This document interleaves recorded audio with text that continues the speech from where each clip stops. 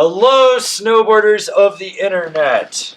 I'm your host, Avran. This is your co-host, Kevin, and this is the Angry Snowboarder podcast for, well, it was going to be December, but it's actually January because, holidays and shit, and we work. Yeah, we both work in a resort town during the holidays. It's extremely busy.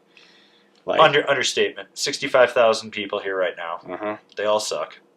I haven't met anyone cool. No. But I did buy a car. You did. Finally, successfully. Bought a car. Everyone in Colorado beware. Avran has a car. It's got Jersey plates. I can get away with murder. It's the best. No, I got the car. And so that was kind of the big thing. That's one of the reasons this was delayed was I had to fly to the East Coast and then drive 1,900 miles right after purchasing it back here to get back in time to work Christmas Eve. So that sucked. Let's see what else has been going on. Haven't had any health issues, which has been good. Yeah, same. So that Healthy's good. Gotten a little bit of snow here in Summit County. A little bit, yeah. We've been kind of dry the last couple weeks, but yeah, nothing major. Okay. Yeah. Southwest Colorado just got 3 feet. Kind of jealous about that, but let's see. Since the last podcast, a little bit more information has come out about the whole Reeflection Brands versus Burton thing. Mm-hmm. Basically, the boards on the house that are Forum are actually legit Forum boards, Burton Forums. They're not knockoffs, and they did that to maintain their trademark because fuck that guy. Yeah. Fuck them. Yeah. It sounds like this thing's pretty much buried, but one of the things someone reached out to me and said was potentially you could see some Forum limited release boards in 2020. So, my first thought on this was, how successful is Kilroy right now? I don't know. Is it? Exactly. Is it? I don't think it is. So at that point, are they just going to, this is a soft launch for Forum. They're going to see how everybody receives it, and then do they just kill Kilroy and bring back Forum and move the entire Kilroy team onto Forum and revamp Youngblood? That could make total sense. Yeah, I mean, I think it makes a ton of sense, and so I guess I'd be curious to see what the actual literature or the language on that law was, because they've been making it non-sunglasses this entire time. They don't sell them anywhere. They just have to produce them in order to keep their ability to make the sunglass side of that business. So did they actually have to sell any of this Forum stuff in order to keep the copyright on it? Or did they just have to produce it and then show that they made it? Because at that point, they don't actually have to sell it.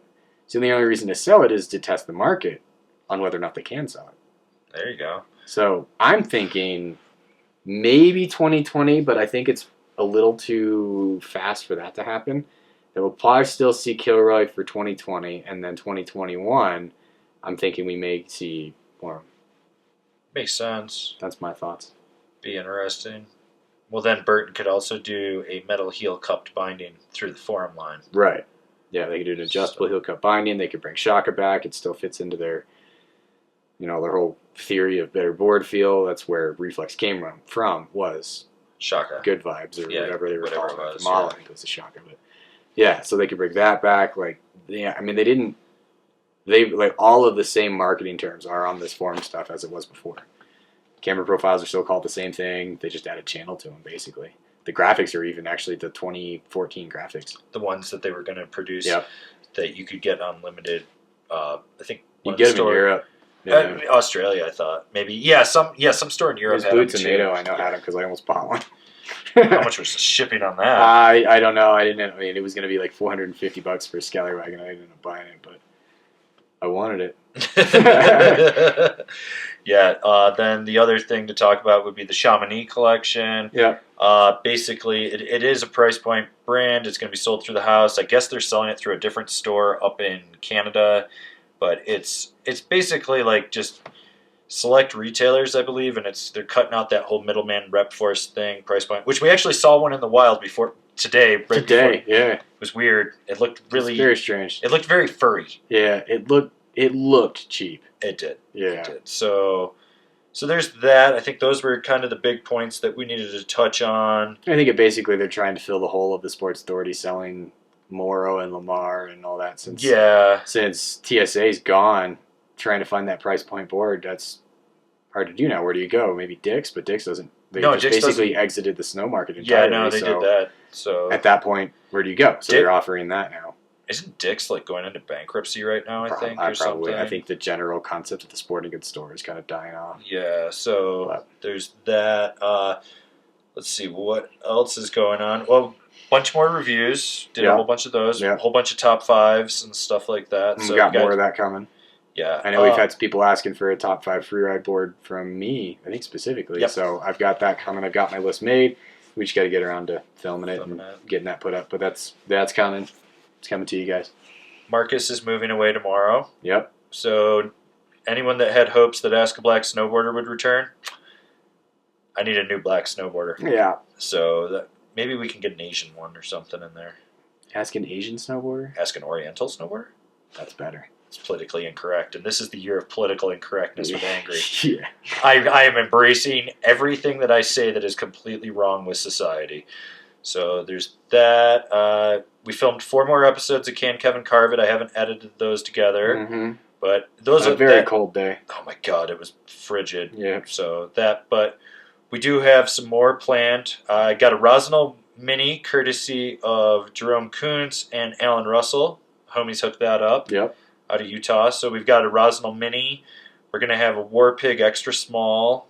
And there's a few other boards that I'm digging around. I might even have a hard boot set up. Yeah. So we got that coming up as well. I'm in the process. I've timelined it. I haven't started editing it yet. The first episode of Snowboarder Snacks with my good friend Carlo Marasigan, where we ate a bunch of ramen. That will show up on Angry Snowboarder VIP. If you are not a member of Angry Snowboarder VIP, I strongly suggest you check it out. It's a great way to fund us, fund what we're doing.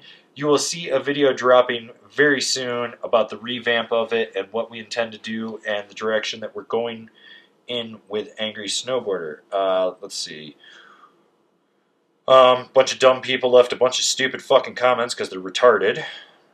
So pretty much I pick on those people. And I encourage any of you out there listening, watching, doing whatever to pick on them as well. It's always good to scroll through the comments on our YouTube channel. I'll usually pick on them, but if you want to pick on them, I encourage it. I really don't care about these people. They could kill themselves and I wouldn't give a fuck. So there's that. And what else? Kevin's still looking for a new truck. Yeah. Well, ish. Still is kind of a strong word because I don't know. It all decided, like I basically decided I was going to do it and then didn't put much effort into it because I didn't have the money at the time. And like I'm going to find something and then I'm going to be like, yeah, cool, I can buy it in 2 months. So that's not going to work. And then the holidays happened and so basically the look is going to start basically next week. I'm going to actually put real effort into it. But you know of something or you feel like sending me a free truck, then you know how to get a hold of us. This is true. Yeah. info@angrysnowboarder.com. Feel free to email us if you have a truck you want to give Kevin.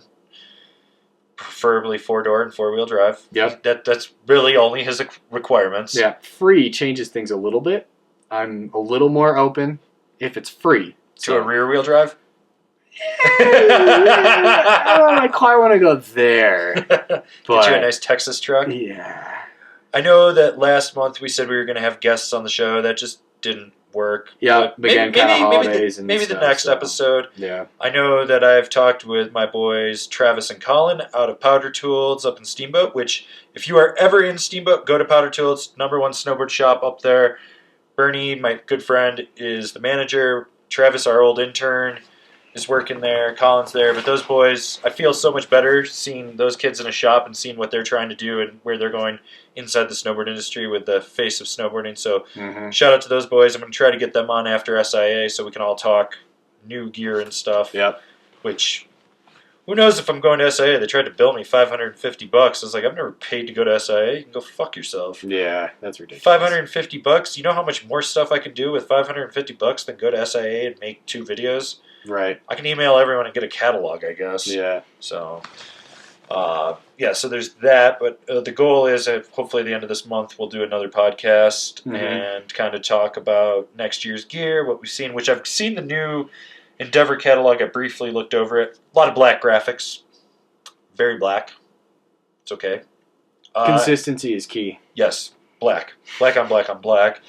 Then let's see. If you follow Rome Snowboards or any of their sub reps like Static Decade or whatever Rome Mid Atlantic became or Rome Australia, they had their big meeting in Austria, I believe it was. Yeah. And they had a lot of their graphics up on their story and stuff. So if you didn't get a chance to do that, I'd say go back, look at that, see what you can find. But we're going to start seeing the next year's products start rolling out, seeing the graphics and stuff. I know pretty much any day. We got some lib stuff probably coming to us pretty soon here. Yeah, like around the 15th, we'll have some Mervin stuff. So Bent Metal, or LibTech, GNU. We're putting together our wish list of what we're going to ride. Got to email Matt Olson, the rep, good dude, and get that stuff. I know that I've talked with Rob Dow over at Wired Snowboards, which if you haven't checked them out, you should. He's doing a lot of cool custom graphics for people, and I know that he knows how to build a snowboard, but they're supposed to be sending us some boards. I know Jib Hunt from Kemper is going to get us, I believe, 2 snowboards to review. So they're being made at the GP87 factory, which is a factory Kevin and I both love. So we know that those will be solid. So got that coming up. I think that's kind of everything that we've done in the last month. I mean, the only big thing that I can talk about is be prepared for this video talking about what we're doing with Angry Snowboarder VIP, what we're trying to accomplish. This is going to be a big video kind of breaking down what we're doing. And if you haven't signed up to Angry Snowboarder VIP, I strongly urge you to sign up. The best tier for the best bang for the buck is the $7 a month sticker club. You get stickers in your mailbox about every 10th to the 15th of the month. That's global. You know, I make specific stickers just for that group that are not offered off the Angry Snowboarder store. So there's that. I know a few people have asked about when we're going to put more stuff on the Angry Snowboarder store, like when's the next big merchandise drop. We're working on a line of shirts right now with my roommate Jordan Burns. Saw the proofs of 2 of those today. That was pretty good. Yeah, they're looking good. Yep. So got to talk with my guy JP about getting those printed because they'll be front and back. These will be a limited run, but it looks like March will probably be the next limited run. Probably sometime around the 15th because I know the start of March I'm going to try to make it to Brighton for 32 day. I've been saying that for a few years, so I'm going to try to make that. Let's see. Now that I have the car, I've been traveling a little bit, so you might see me at random different icon resorts. And I think that's kind of everything I got going on. You got anything big coming up, Kevin? Nothing really major, no. Just trying to survive the holidays at work. Pretty much covers it. All right. For the moment, yeah. So we're going to dive into this podcast. Get into the topics. Yes. It's been a really good year to go backcountry riding due to the fact that gondolas keep getting attacked. Yeah, so is there like a... Well, I was going to say like a gondola god that just is angry or something like that. Like, did we not sacrifice a gondola or a chairlift the right way this year? And that's why the gondola gods are mad? I don't know. Any ideas? Yeah, so for people that don't know, Copper's new Chondola, when they were testing it, one of the gondola cabins fell off. It hit some debris or a ladder or something from the construction and completely fell. That was gondola cabin number 21, just so you know. So now I know when you get into gondola cabin number 21 that you're on the lucky cabin. That's probably the safest one because they're like, we're never letting that thing fall off again. Yeah. So that collapsed. That delayed their opening at Copper, which they still don't even have flyer open. Which I don't even know what they're waiting on now. Like the whole thing's up. It's ready. Like yeah. I don't know what they're waiting for to turn it on. And then Stratton Mountain had a pipe burst on their snowmaking that sprayed the gondola and was hitting the cabin and blowing it completely sideways. And there were 7 people, I believe, in there is what they said. Nuts. How terrifying would that be to be in a gondola cabin getting hit with a couple 100-mile-per-hour water spraying it in the cold because it was freezing right on and stuff. And I guess it took like 12 or 13 minutes for it to stop or something ridiculous like that. Well, the thing is, like, you can't, like, it's pretty freaking hard to predict, like, stopping the lift. Yeah. So, you know, I'm sure that's going to be the first thing people say, well, why didn't they just stop the lift? Well, I mean, I think they did. I think they did, but it was spraying right on it. The gondola cabin was almost sideways. Yeah, it was a gnarly video. And then up in Montana, they had a power surge and their chairlift went down and they had to repel people. I think it was like 100 or 180 people. It might have been more than that. They had to rappel them down into this like valley couloir type thing, and I guess it was like 40+ degree pitch stuff. It was the Nar. Yeah. And they had to. I mean, like they just. No one was injured. That's impressive. That's unfortunate. Shout out to that ski patrol out there. Yeah, those guys did their job. Which is funny because Breckenridge had a power outage that fried the sensors in the bottom terminal on the Quicksilver chair, and they had to repel people off that too. Right after Christmas. Yeah, it's just been a weird year for chairlifts out there. People have been, which I remember one time at Breck, I was with my friend Randy, and we were on the 6-pack chair on Peak 7 at the top, and we got hit with some sustained winds of like 70 or 80. The chair was completely sideways, and they couldn't move us till the winds died. So we were just sitting there blowing in the wind with the restraint bar down. We were holding on to it because I figured we were just going to fall right out the bottom. Yeah. And sideways. That's not fun. I've been trapped on the Breck gondola too. When I had a power surge or something, the thing was just swaying back and forth. I don't know. You're essentially on a flying couch. It's a flying couch. Yeah. That's really what it is. But could you imagine being in a gondola getting sprayed with water, though? Are you afraid of heights? No. Okay. I would be then. My boss is, because I just could just see George just freaking the fuck out. Mm-hmm. Like, oh my God, but it's gnarly. Like, I'll put the video back here for those of you on YouTube so you can see it. Otherwise, I'll link to a story with it, but you watch that video, it was fucked. And it made it it was like all over Instagram and shit like that. I mean, because it was gnarly looking. Like, if it had just been the water spray and like, whatever, that would have been one thing. But you could see the cabin just kicking. Yeah. And it was I'm surprised it did. I'm surprised it just didn't let go. Those people were probably just rolling around inside it. Yeah. Like that. And that's the type of thing where that thing comes loose, where it was, like, those could have been deaths. Oh, that would have been deaths. Yeah. That would have been some great class action lawsuits, because Stratton's veiled now, isn't it? Or no, Stratton's not. That's Icon, isn't it? Yeah, I think it is. Jesus, what is Vail sabotaging like the Icon resorts? Because it just seems like those are the ones that are having. Was the one in Montana? Was that? No, it wasn't Big Sky. No. Okay. Maybe it was. I don't think it was. No, it was Icon or not. I don't think it was. But still, I mean, holy shit. Yeah. Like, I don't know. Anytime you're at a ski resort, just look at the snow carnies operating the chairlift and think to yourself, those are the ones that are going to be the first ones to try to save you. I don't want them anywhere near me. No. Like, I don't trust them. Yeah. I'm still going to ride lifts. Oh, I'm lazy. I mean, death or hike, I'll take death every time. I'm lazy as fuck. I am super lazy. I just like groomers, and you can't get groomers in the backcountry. Unless you're Shaun White and you have your private half pipe. Yeah. They fly your cat in there. And then but I'm not, though. So you could be. I really can't. You could. I don't have the locks, and I can't be that big of a douche. I believe in you. I know I could be. Well, I'm an asshole. Yeah. Ask any of the people that I pick on in the comments section on YouTube. Mm-hmm. Fuck them. I don't care. But yeah. All right. So we got gondolas falling off. So if any of you out there in snowboard internet land have been attacked by a gondola, please leave us a comment. Yeah. Got any good stories? Yeah. Let us know your craziest gondola story. All right. So someone sent me this list from HomeToGo.com for the Ski Price Index of 2019, ranking the best ski resorts in North America based on affordability. We know that's not our backyard.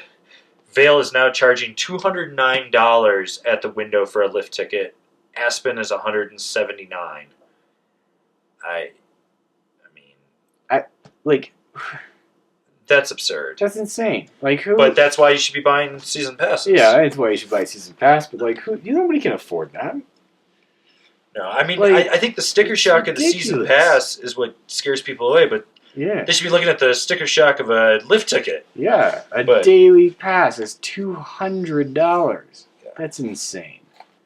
But it was pretty. The list was pretty interesting. They had Sugar Bowl in California has the cheapest rental prices. Mount Hood Ski Bowl in Oregon has the cheapest single-day lift tickets at $53, according to their list. I know there's other resorts out there that are cheaper. Yeah.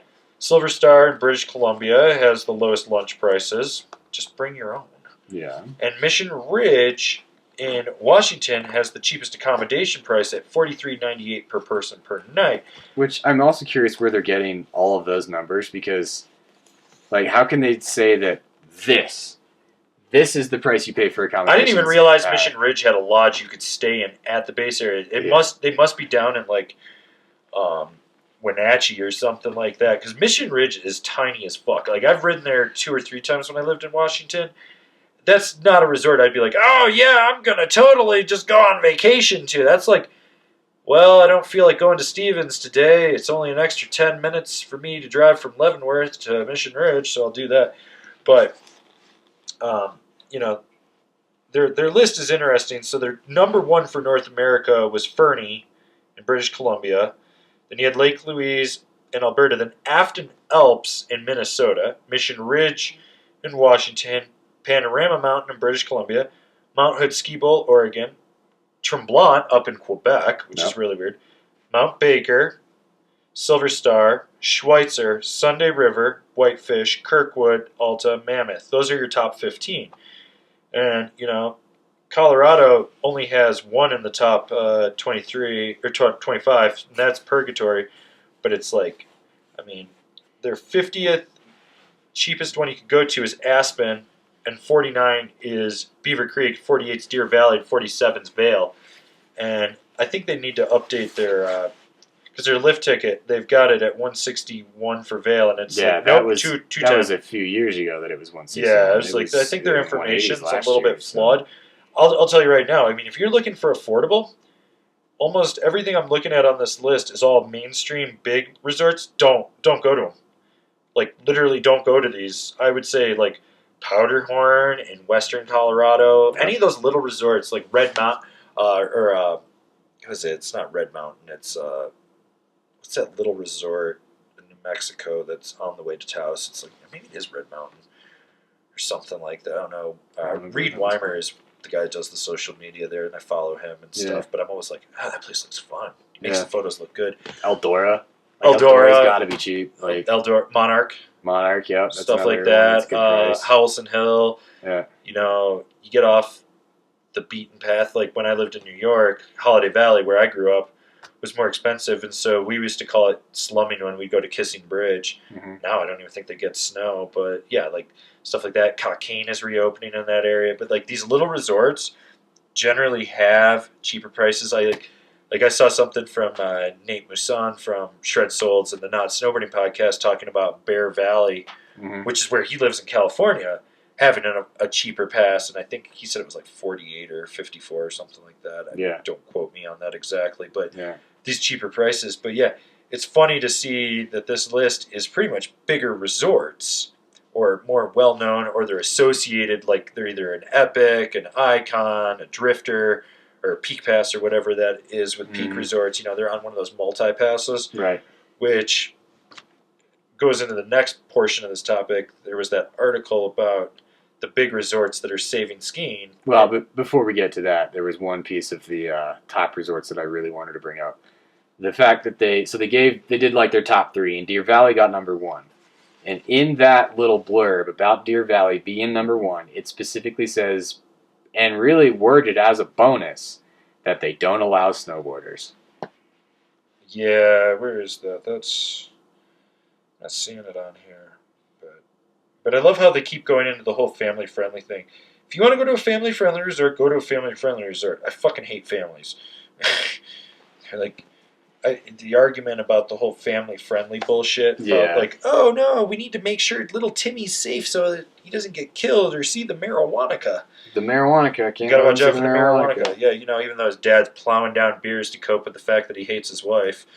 Yeah. So number 1, the fact that Deer Valley has a host venue for the was a host venue for the 2002 Winter Olympics explains why this resort is held in such high regard. No, it doesn't. It just doesn't.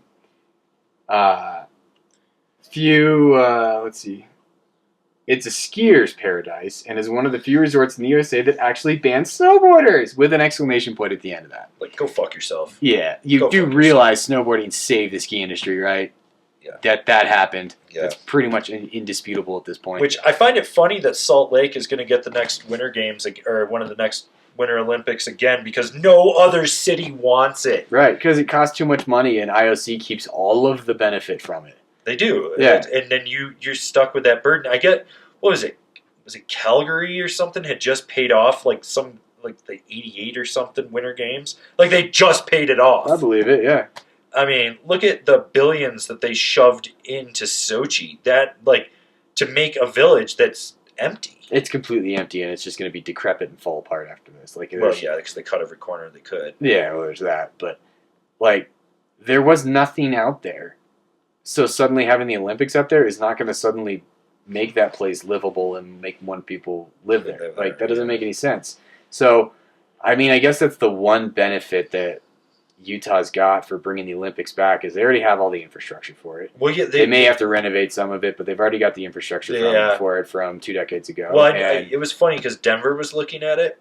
Yeah. And the way that they proposed it wasn't like one specific area. So what they were going to do was slope and pipe at Breck, ski racing at Birds of Prey at Beaver Creek, the jumping and moguls were going to be up in Steamboat. They were going to spread it across the state. Right.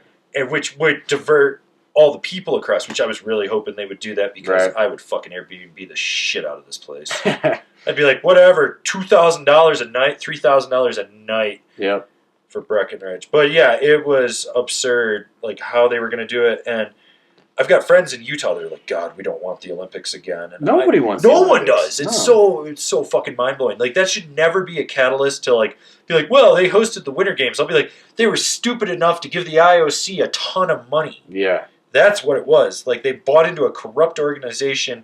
Extremely corrupt. In hopes of recouping some of that money off the tourism dollars. Unfortunately, you end up with all this infrastructure. Like, if you've ever been to one of the places that hosted the Olympics, you end up seeing all this stuff that they don't use, like the ski jumping and everything that they make. It's just sitting there rotting away. So that should never be an indicator of how great a place is, let alone if they don't allow snowboarding, they suck.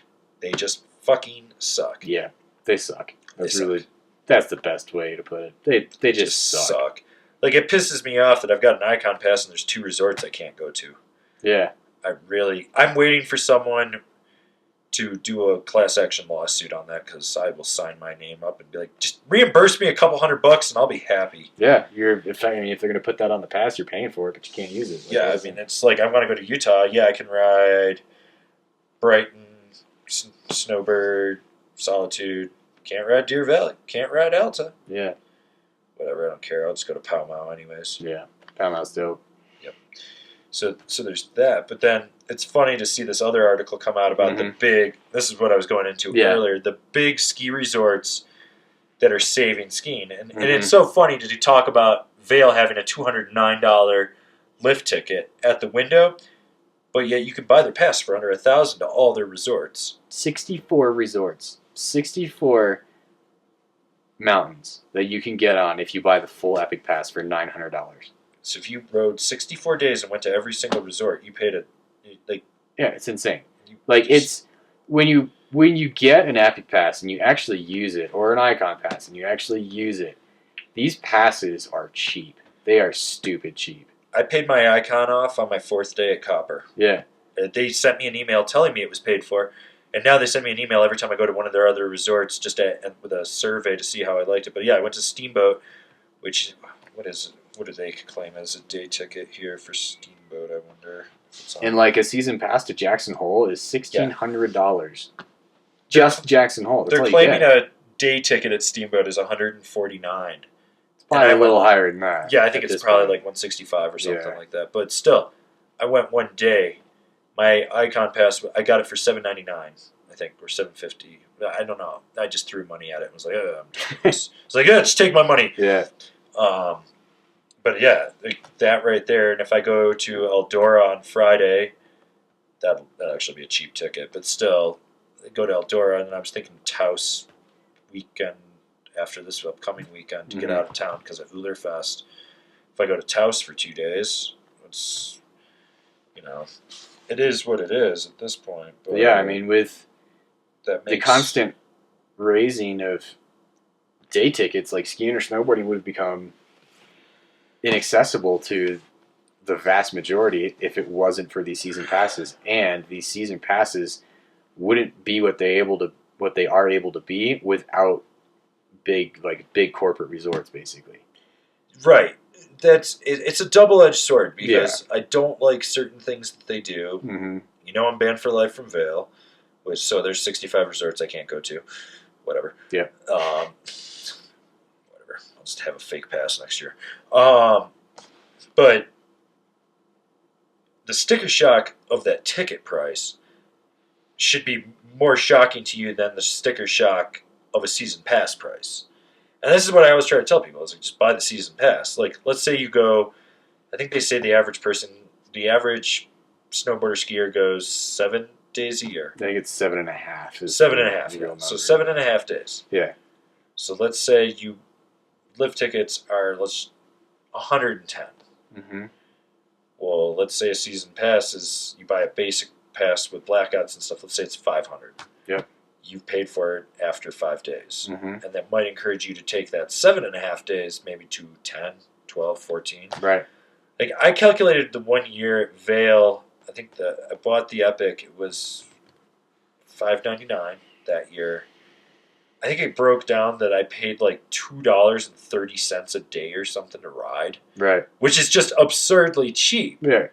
And if more people would realize that, mm-hmm. and I think all of us, like any person in a position to talk snowboarding, whether it's a YouTube vlogger, it's us, the snowboard media, anything like that, needs to be pushing that narrative towards people and be like, just buy the fucking season pass. Yeah. Like where I grew up at Holiday Valley, the season pass was $749. The vertical drop was $750. You paid $1 per vertical drop.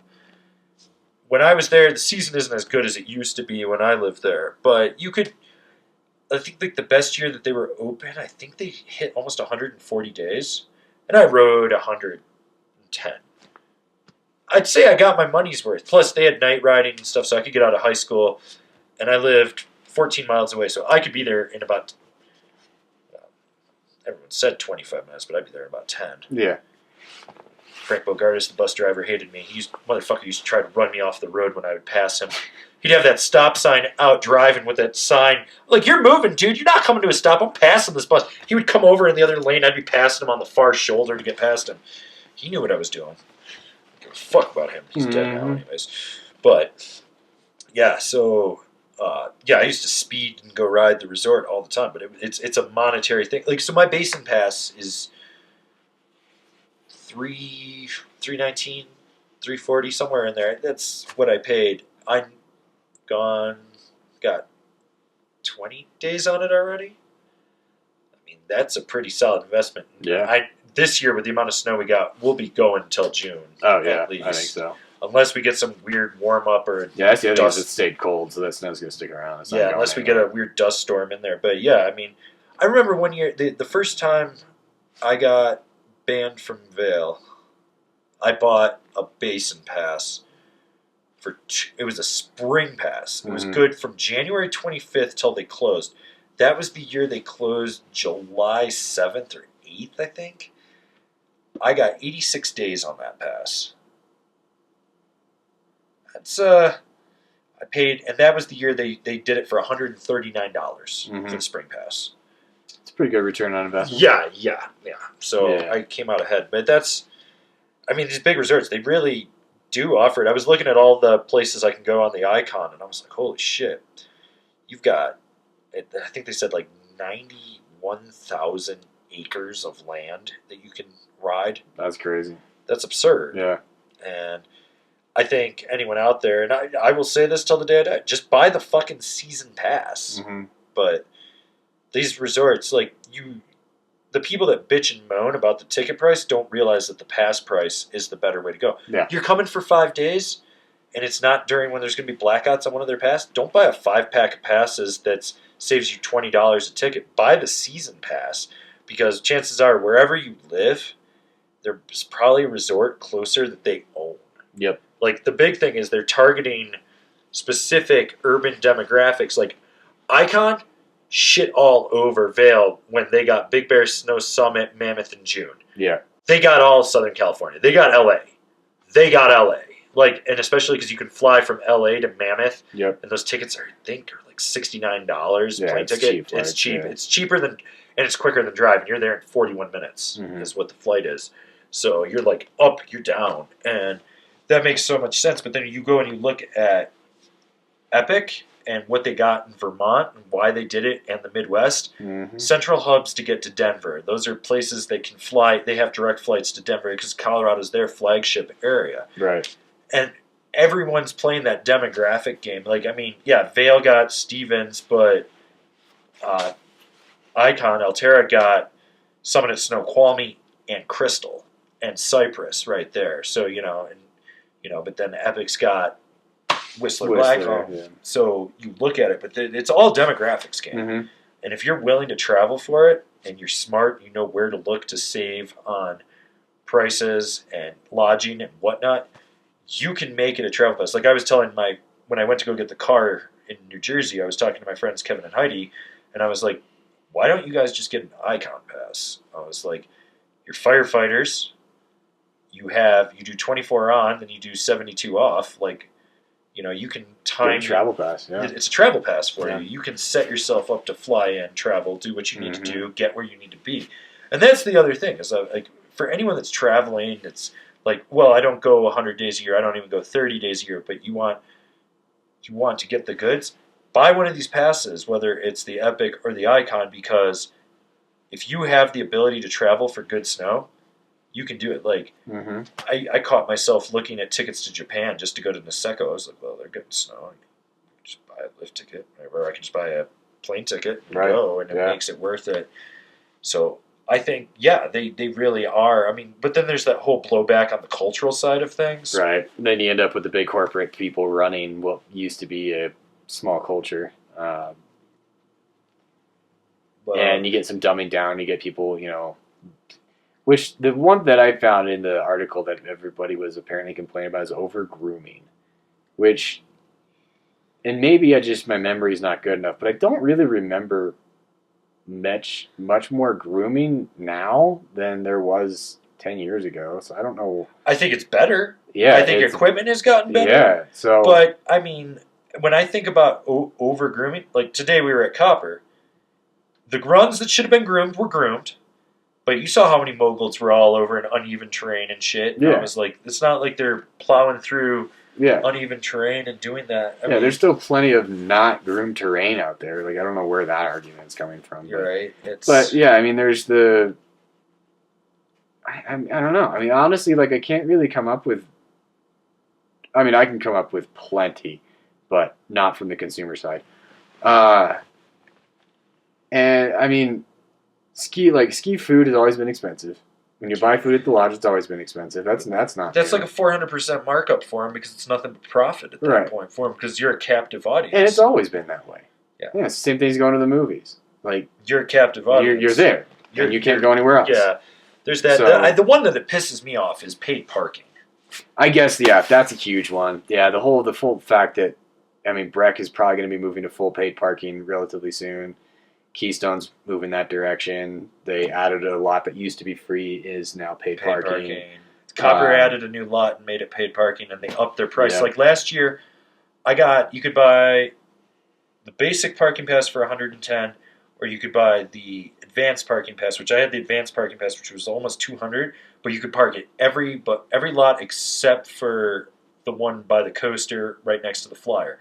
So you could park anywhere there.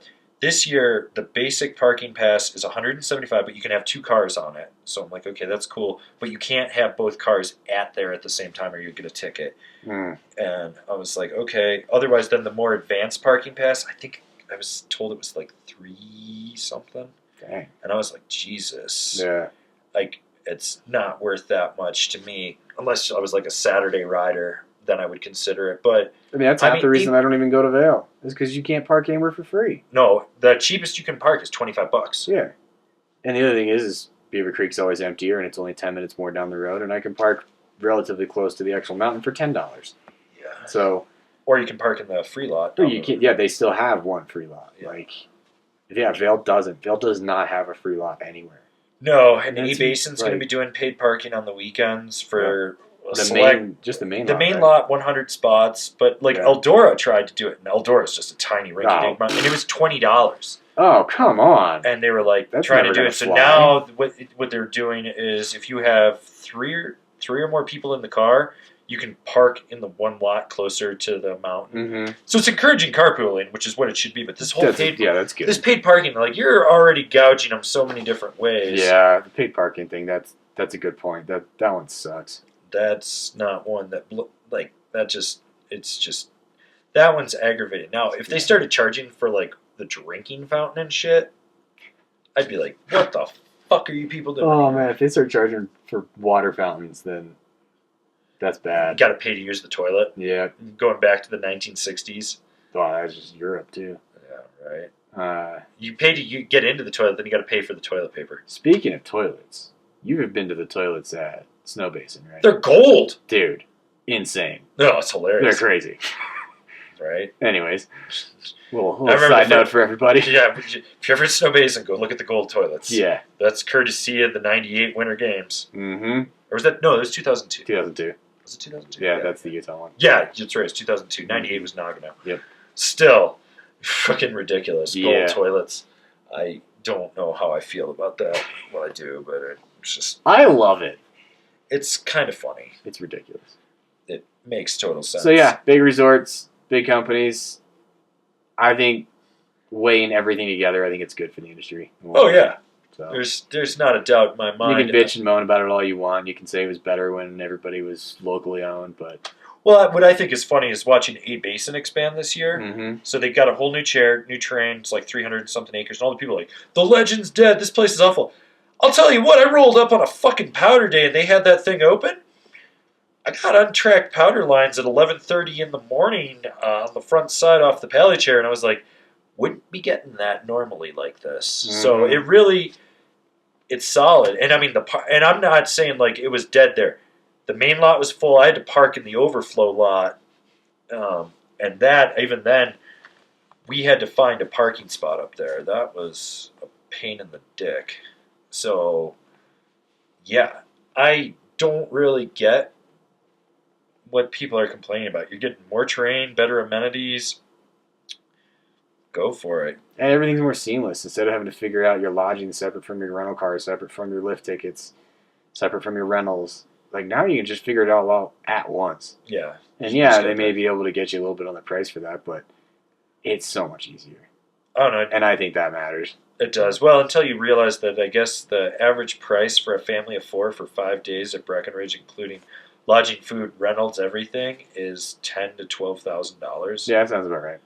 Which I'm like, yeah, I could do that trip way cheaper. Mm-hmm. Oh yeah, you can do it cheaper if you do want to work for it and do your rentals separate from your rental car, separate from your lot. I mean, if you want to separate it, you can definitely get cheaper. But having one company that owns all of those things, I guess they don't own a rental car business, but they got CME though. Yeah, right. They do have CME, so it does make everything way easier. So if money's not that much of an issue for you, that's less of a headache, which gets people on the mountains faster and easier.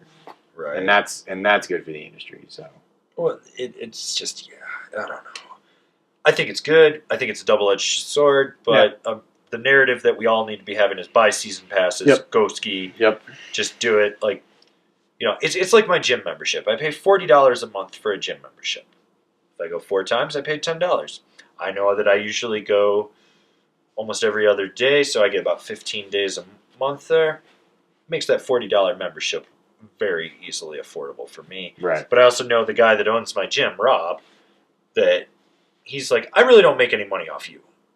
But he's like, the fact that you tell people that it's there and you work in a business where you're telling people, well, you know, you can go to the rec center for this much a day or it's $10 for this gym. And people be like, well, $10 and they go for that one day. Mm-hmm. And maybe they work out an hour. He makes more money. But I tell 10 people, that's $100. His overhead's pretty low because it's a box gym. Works out that way. And that's the way you got to look at a season pass. Mm-hmm. And that's it. So for all of you snowboarders of the internet, season passes.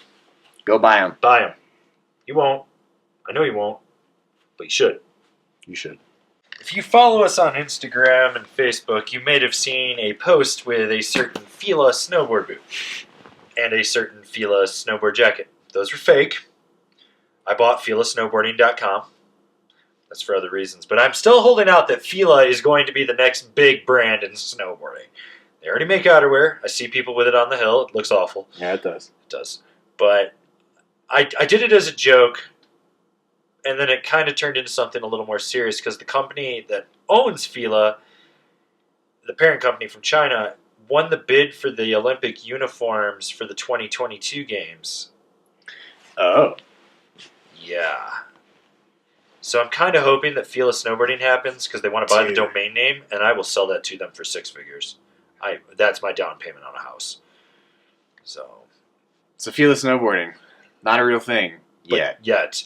But I still believe that it could happen, and the reaction from people was hilarious. Oh, man. Because you had people like, fuck this, fuck that, fuck that. And they're like, a lot of it was what was funny was like regional pro riders and Man-Ams and shit, and be like, I can fuck with this. Yeah, right? Fila, get at me. Yeah, seriously. Like the amount of people that were like, yo, I want this. Blew my mind. I ride some Fila boots.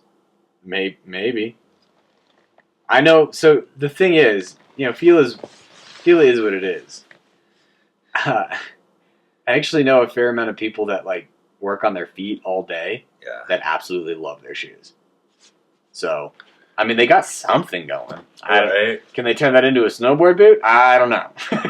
I don't know either, but the fact that my friend was able to Photoshop it really quick and we got it on the internet as a joke. And it looked pretty damn until good. You blew it up. Good job. When you blew it up, you realized that it was like a women's Ride Sage. It was a Ride Sage, yeah. Yeah, the all-white one, but he put the colorway on it, and then we did the fake mock-up jacket. Yeah, we did it as a joke. I don't have a problem with that. Like, you got to keep people on their toes, but the reaction was funny. Yeah, it tells you how like times have changed and how people would be like, could fuck with that, which is really weird to me. I know. So, I don't know. Like, but you look at it, like I said, that Chinese company owns them. They've won the bid, and then you see the next that other Chinese consortium buying Salomon and Atomic, right? Which maybe that's the nail in the coffin for Salomon snowboards. Maybe it's not. I don't know. Salomon's in such a weird, bad spot. I think it could just be some rejiggering going on the office side, which, to be completely honest, is probably a good thing. And realistically, I don't know who their product line manager is, but he's not doing a good job. Oh god, their marketing is awful. Their website is awful. Like, dealing with them is just fucking awful. Yeah, they're French, and that really says it. They're just French. But I'm French. Yeah, but like they're really, like really French. French. I know. And they're just hard people to deal with, and they just have these ideas in their heads that you can't change. Basically, is anytime I've ever dealt with any person with a brand that their home offices are all in France, that's always been the answer I've always gotten is, yeah, it's the French. Like, they just get these ideas in their head, and they will not step away from them at all. Now, now they're Chinese. Yeah, who knows what they're doing? Exactly. So, the other crazy thing is, I'm wondering how much of that is basically the same process as that K2 just went through. Because like K2 was not bought for K2 skis or Marker or Volkel. They were bought for Wrangler, not Wrangler. Wrangler? No. Rollins. Thank you. I have the syllables were almost there. Rollins. They were bought for Rollins, and there was another one in there, but Coleman. Rollins and Coleman. That is why whoever bought K2. So Amer, who is the parent company for Salomon, also owns Louisville Slugger. Yeah. And there's another one. They have another one too that's massive. Not that Salomon's small, but the one I'm curious about, because I actually saw this article on the bike side, because Amer also owns Mavic wheels and Envy components. So I'm curious to see what happens with Envy, because I can't imagine Envy's really making that much money because they're just making ludicrously expensive carbon wheels. But, so, yeah, the little brands that Amer owns, are they going to be cut, what's going to happen to like Sunto watches? What's going to happen to Salomon snowboards? What's going to happen to all those little subsidiaries? What's going to happen to Armada? I don't know. And the funny thing Yeah. is like, this is Anta that is buying them, and I'm pretty sure that's actually the company that owns Fila. So Wow, man, because that means Arc'teryx is going to be under the same company. Are they just going to make really high-end Fila? You remember when the first round of Adidas boots came out? They did that limited run of 50 of them, and it was Salomon that did it. Yep. This is how it's going to be. Salomon's going to do the Fila boots. Salomon is going to do Fila boots. We photoshopped the wrong boots. I did. Oh my god, it's too fucking funny. But I just, we just need to get used to the fact the Chinese are going to start buying everything. Like they own Volvo, they own a lot of stuff. Mm-hmm. They own most of our national debt, and we should all learn Mandarin. We're fucked. Yeah.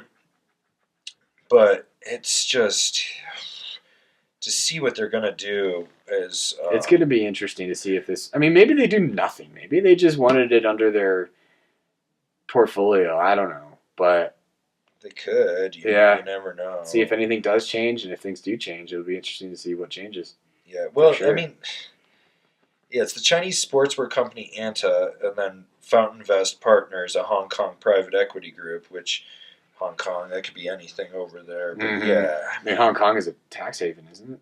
It is. Yeah. Okay. Yeah. So I should look into that. But I mean, so at that point, it literally could be anybody that's really bought those. Right. It's just. Blows my mind. Well, the purchase. This is the thing. It's not clear what the point of the purchase is from China, the Chinese company, to do this and what they're trying to do. It's like, but we'll see. We'll see where it goes. I mean, for Salomon snowboards, it could probably actually be a good thing. It could be. Fucking who knows what they're doing? Yeah. Like.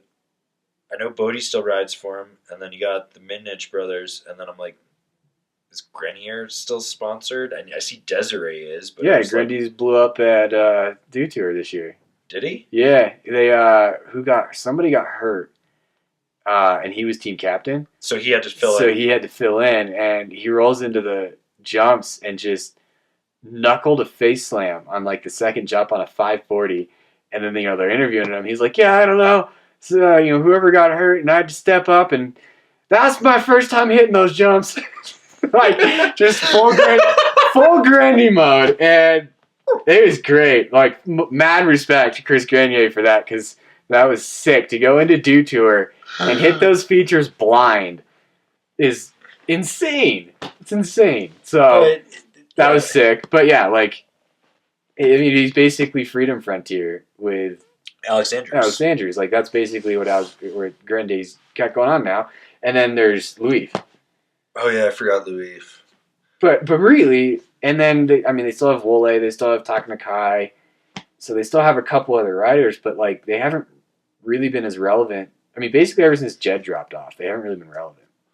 Right. Not nearly as much as they used to. My whole thing is, like, you don't see much of their product getting reviewed outside the mags anymore. Mm-hmm. It's like, they don't work with the smaller people that have the bigger influence. Yeah, they've gotten kind of either complacent or stagnant, depending on. It's okay. Maybe they'll bring back Atomic snowboards. I'd be okay with that. Maybe we'll have a whole new run of Atomic hatchets. Mm-hmm. $189 price point, greatest jib board ever for park out there. I'll ride them all the time. I'll be like, oh, broke. It was $180. I bought it on Proform for like $45. I don't even care. You heard it here, Atomic. Bring back the hatchet. Oh God, just fucking.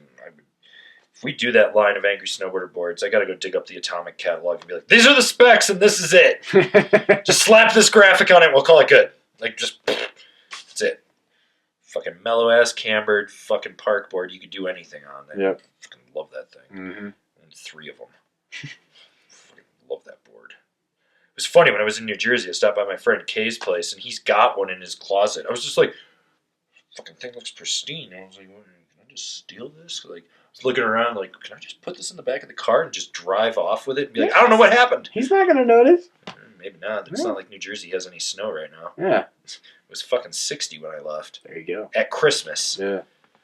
Bullshit. I didn't see snow until I hit Nebraska. That's sad. And even then, it was just in a culvert. But which, by the way, people in the Midwest need to learn the left lane is for fucking passing.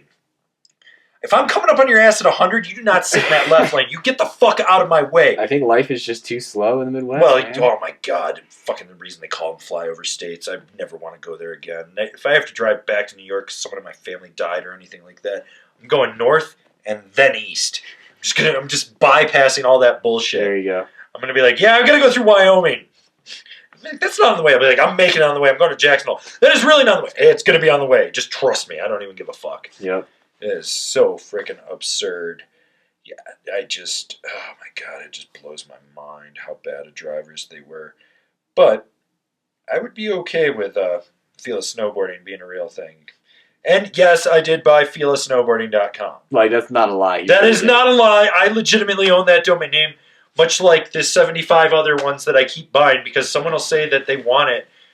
If you don't register it and you mention it, I'm going to buy the damn thing and I'm going to park it.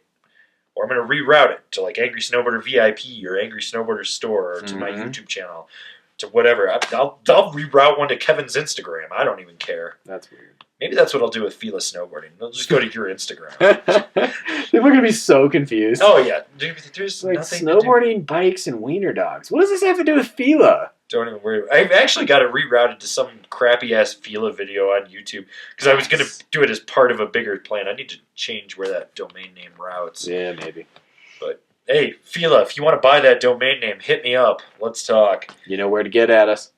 But, yeah, then to go into last month's podcast, I did have people hit us up after we had talked about Goodwood and Blackboard, asking about the Whitelines and other publications gear list and why we didn't talk about them. I'll tell you why I didn't talk about Whitelines, because I don't give a fuck about those guys. Thank God they haven't plagiarized me this year. Those guys used to plagiarize me all the fucking time, and when I call them out, they would threaten me and be like, we're going to sue you. And I was like, okay, bring it, motherfucker. I don't even care. Fuck those guys. They're a bunch of no-talent ass clowns. Like, just, I don't know. You did more research on this topic than I did. Yeah, I did a little more digging into it, and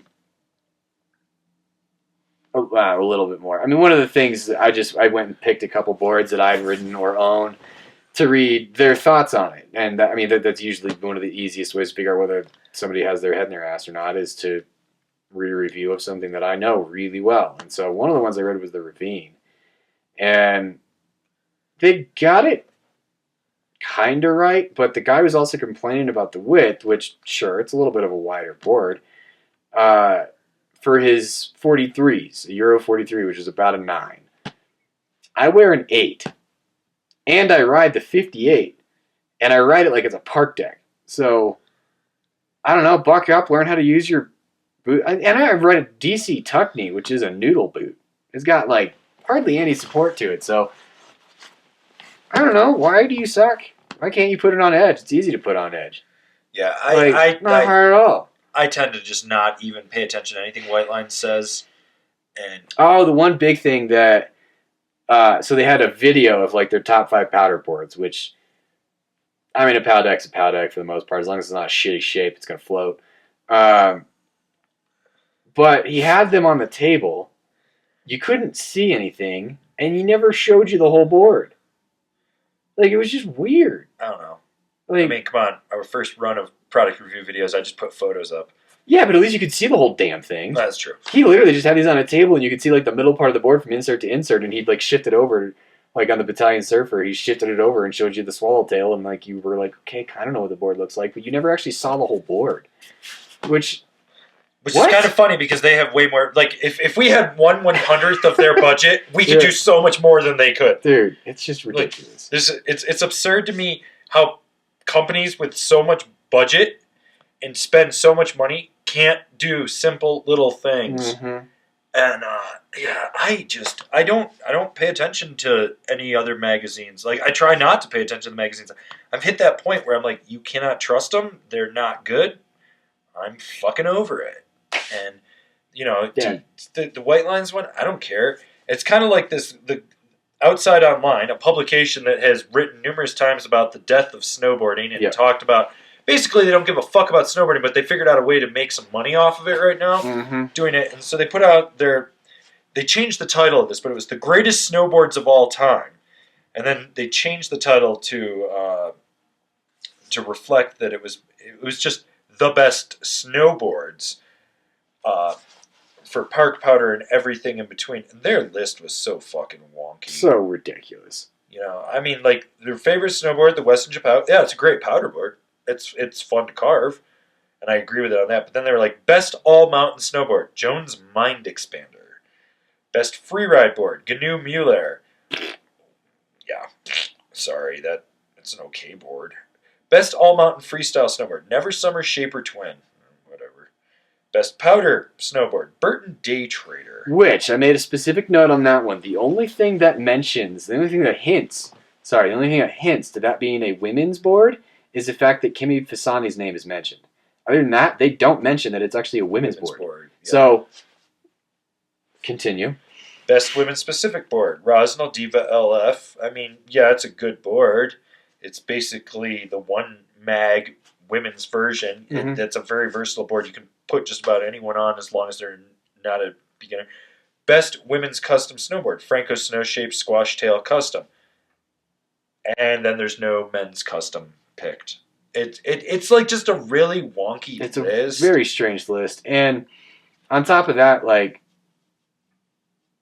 what a lot of people don't seem to understand, and I touched on this with the Blackboard experiment comments as well, is that you're not making this list for your favorite snowboarder. Like, that's not how these lists work. That doesn't help consumers. You need to be making the best list for somebody that's trying to buy a snowboard. And realistically, the other big thing is Outside Magazine clearly has a shit's clue who their audience is. Oh, yeah, no. If you're going to Outside Magazine to buy a snowboard, if you're looking for them for advice to buy a snowboard, none of those boards are good for you. No. Not one of them. I guess maybe the Diva might be alright. But at that point, like, you need to have the Arbor Formula, the K2 Ray Gun, those are the only two that come to mind right now. Easy shit to ride. You know, basic. Yeah, stuff like that. A Salomon Sleepwalker, like those. Those are the boards that you need to be talking about on Outside Magazine because that's your clientele. Those are the people coming to you for snowboard advice, are the people that should be on those boards, not the Weston Japan. There's not a single person reading Outside Mag looking for advice on snowboards from you that should be on a Weston Japan or a Mind Expander as an all mountain board. Are you insane? Well, I feel like I saw that as a prime example yesterday at Copper when I was riding with Brucey. I saw a girl trying to ride park on the biggest Mind Expander. Like, she looked like she did not even know how to get the thing on edge, and she was trying to hit the dad park. Yeah. Like I watched her try to go into a rail, and I was like, what the fuck are you doing? Like, Yeah, I'll hit rails with powder boards because I find it funny, and it always looks weird when you're doing... know how to snowboard. It always looks weird when you nose press a cool bean through a DFD. Yeah. People are like, what the fuck is that? And you're just like... Yeah, it's hilarious. But, yeah. But, yeah, like, the Mind Expander specifically, that one really is the one that probably pissed me off the most because they called it the all-mountain board. And... It's not. It is the more all-mountain version of the Surf Rocker stuff from Jones. Yeah. But I said it in there, it's Surf Rocker. Sure. And it's gnarly stiff. Well, The board's wicked stiff, and it's full rocker. Right. This is the one that blows my mind. They went to Crested Butte last year for this test, which Crested Butte had one of the worst seasons ever. I talked to people down there, and they were like, they were coming up here, and they're like, you have so much better coverage than us. And I was like, how bad is it? And they go, you see the photos where it looks like there's snow? 3 feet from there, it's just grass. Yeah. Like, they were angling everything, but they had 30 testers and 86 boards, which... We put up 254 board reviews last year. Yeah, the other thing is they also state that in those 86 boards, they picked one men's, only one women's, and a wild card. So maybe another men's or women's. Yeah. And roughly figure that gives you about 30 brands. Which, again, the type of person that's coming to Outside Mag to buy a snowboard, they don't need to know about all those teeny little brands that get you up above 15. The 15 number one brands are the only brands you guys should be considering for this. And realistically, if you've got 30 testers, that's a shit ton of people to test these snowboards. So get more boards. 86 boards? Are you kidding me? 86 boards. 30 testers. Goodwood doesn't even have 30 testers, and they still managed to ride 200 boards. Yeah. Like, Well, maybe. Right. We'll call that loosely. Yeah. That's a questionable statement right there I made. But this shit is what pisses me the fuck off with all these publications, because I remember when I first did my very first snowboard review for snowboard.com. I was 21 years old. 21. I am 36. That's 15 years ago. I remember that. And I remember how no one was doing them. And I see where everything is, and now I just sit here and go, oh my God, it's like 10, 12 years ago when no one knew what the fuck they were talking about trying to do this shit. And I'd have to be like, you're wrong. This is why. And I just I'm getting too old to keep having that fight every 10 years. Mm-hmm. But it just, this is why you should always try to find a publication you trust. I don't care who it is. If you trust them and you believe in their judgment and you understand what they're saying, go with it. I don't have a problem with that. But just make sure that they're not regurgitating marketing spiel, or they're just pulling shit out of their ass for whatever company is advertising for them. Mm-hmm. Literally, I'm not going to lie. The only company that advertises with us that pays anymore is Rotational, and they literally pay for us to do weird video projects, like grinding through board bases, taking rental boards in the park. That's literally what they do. Tom from Rotational's here's your check, give me your ad dimensions, and half the time he won't even send me ads, and then he's like, just make cool shit and we'll be happy. Yeah. I'm like, okay, whatever. I was like, you got a problem with me putting a board through a belt grinder? Nope, all right, cool. It's you have a problem with me taking a hammer to a board? No, he's fine with it. Yeah, he didn't care. They paid us. They don't even pay us a lot of money. They literally paid, in the grand scheme of things, the monetary value that we got paid from Rotational this year, we made more off affiliate sales last month than we made from Rotational for a whole year of advertising. Mm-hmm. We made more in a month from that. 4 months of YouTube is more than we make from Rotational. So I love that they give us that cash influence, and the money they gave us this year is going to go to hopefully doing a whole trick tip series with one of their riders. And he's a coach, and he knows how to break it down. But some of these magazines, you can literally be like, oh yeah, that was bought, that was bought, that was bought, and that was bought. And somebody out there looking for an all-mountain board bought a mind expander because of this. Yeah, and now they're realizing when they get on firm snow that nose isn't catching and it's just sliding around and they're skittering and just chattery. Great board. Love the mind expander. It's a fucking amazing board. Wouldn't ride it for all mountain. No, not for all mountain. No. It's got limitations. Sorry. Oh well. Time for the next topic. So shout out to my man, Casey Willx, 365 days of vlogs. He did a whole year of it. Super stoked for him. Glad to see where he went and stuff. And this is going to tie into a user-submitted question that I got from a few different people. And this is the rise of the snowboard vlogger and why I do not call them out specifically. And I mean, we're talking Jonathan Buckhuss, Janice Spiteri, Matt Maniaci, David S. Jones, and I think there was some other people in there. Frankly, because I just don't give a fuck. I'll just be honest. I don't pay attention to most of them. Actually, to be honest, I don't pay attention to any of them except Casey. They basically just promote lifestyle. Yeah, Casey's a friend. I've known Casey before he did this. I've known Casey for years. I used to film Casey in the park for Parks and Rec. I've known Casey. We've got mutual friends. Casey's just a good dude, and I would love to see him go further in his snowboarding. But, why you don't see me shitting on Buckhouse or Maniaci or any of them. And I know Janice. I've known Janice since she was a teenager. And, I have no ambition to give two shits about them because you know what they're doing? They are making content for people that want to be entertained with that type of content and want to be in that type of lifestyle. We don't vlog. I tried to do update vlogs. It sucked. I was like, fuck this. We're canceled. Done. It's not for me. Mm-hmm. I don't think, the high point today, if we had a vlog going on, would have been me hitting that natural hip and sending it. That would have been, the one clip I would have been like, well, okay, that was cool. The rest of the day would have been me well, it's kind of icy. I hope I don't fucking die. Yeah, it's hard, it's firm, it's cold, and that would have been it. Oh, the camera died? Oh, whatever. Yep. I don't give a shit about vlogging. Like, if that's what you care about is vlogging and that type of content, watch the people. If you don't like it, don't watch it. There are billions of minutes of content created every day. Every single day. I know. I see how much people watch our shit every day. I know what we do. We did 960,000 views for 2018.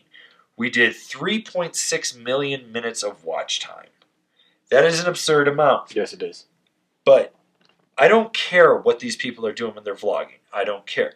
If they start doing reviews, and I've seen Buckhouse do reviews, I will call them out when they cross the line and be like, you're a fucking idiot and you've crossed the line. Mm-hmm. That is where it is. But for right now, if they are stoking people out to go snowboarding, good. Because I'll tell you right now, I'm not the guy you want to ride a chairlift with. If I don't like you or I don't know you or you say something weird or stupid, bye, Felicia. I don't give a fuck about you. Mm-hmm. It was like when I was up in Steamboat riding with little Trav and Colin, we got on the chairlift with some rando kid with a fucking backpack playing music, which was shitty fucking jam music, and I'm kind of wumpy. And Colin called him out, so he turned it down. The kid wanted to keep talking to us. And as we're getting off, he's like, you guys have a great day. And he was all stoked. And I was like, yeah, bye, buddy. And Travis just looked at me and goes, I love it. That tone of voice you just take when someone has crossed the line. You're just like, goodbye. Don't care to deal with you. And it's the way I do everything. Like, there's a fine line. And when you cross it, I don't give a fuck who you are. I will point it out. And that's the whole thing. With these vloggers, are they going to be here in 2 years? Probably not. That's just the lifespan of something like this. If you're thinking they're going to be the next Jake Paul or something like that, I was like, you're sadly mistaken. Yeah. You know, there is potential to grow what you're doing and branch it into other avenues. Like Casey, in my opinion, will be the one that breaks out and becomes the superstar. He's not going to be on that Torstein level because Torstein already has a following and stuff and doing that. He's not going to be on that like snowboard pro camp level because those guys were the first through the door. Are you falling asleep on me? No. You look at see you falling asleep on me. It's that Chinese food I got you. And this is where it is, though. It's, I don't care. I'm not going to shit on him. Like, people are like, you need to go do this. And I was like, you want me to go devote my time to watching a stupid vlog so I can hear someone talk about their feelings and their life and how they're trying to do such and such? I just don't give a fuck. It doesn't impact us at all. It doesn't impact snowboarding at all. Yeah, exactly. It doesn't impact snowboarding. And that's when we get heated on something or heated on a topic or heated on a magazine or media or anything like that is when they're either trying to impact snowboarding in our space, which, no, don't do that, or they're impacting snowboarding in a negative way for a cash grab. Like, that's when we start to get angry about shit. So, no, these guys aren't doing that. They're just, they're living and then showing you their life. On top of the fact, you actually have to respect the fact that they're hustling hard enough to make a paycheck from YouTube to continue to snowboard. It's not easy. It's not easy. Like, there are people with more subscribers than them that make less off YouTube. It's a weird thing. Yeah. It's a weird algorithm. Like, we're making way more money than we were a year ago off YouTube, but we're not making enough to live on. That's for sure.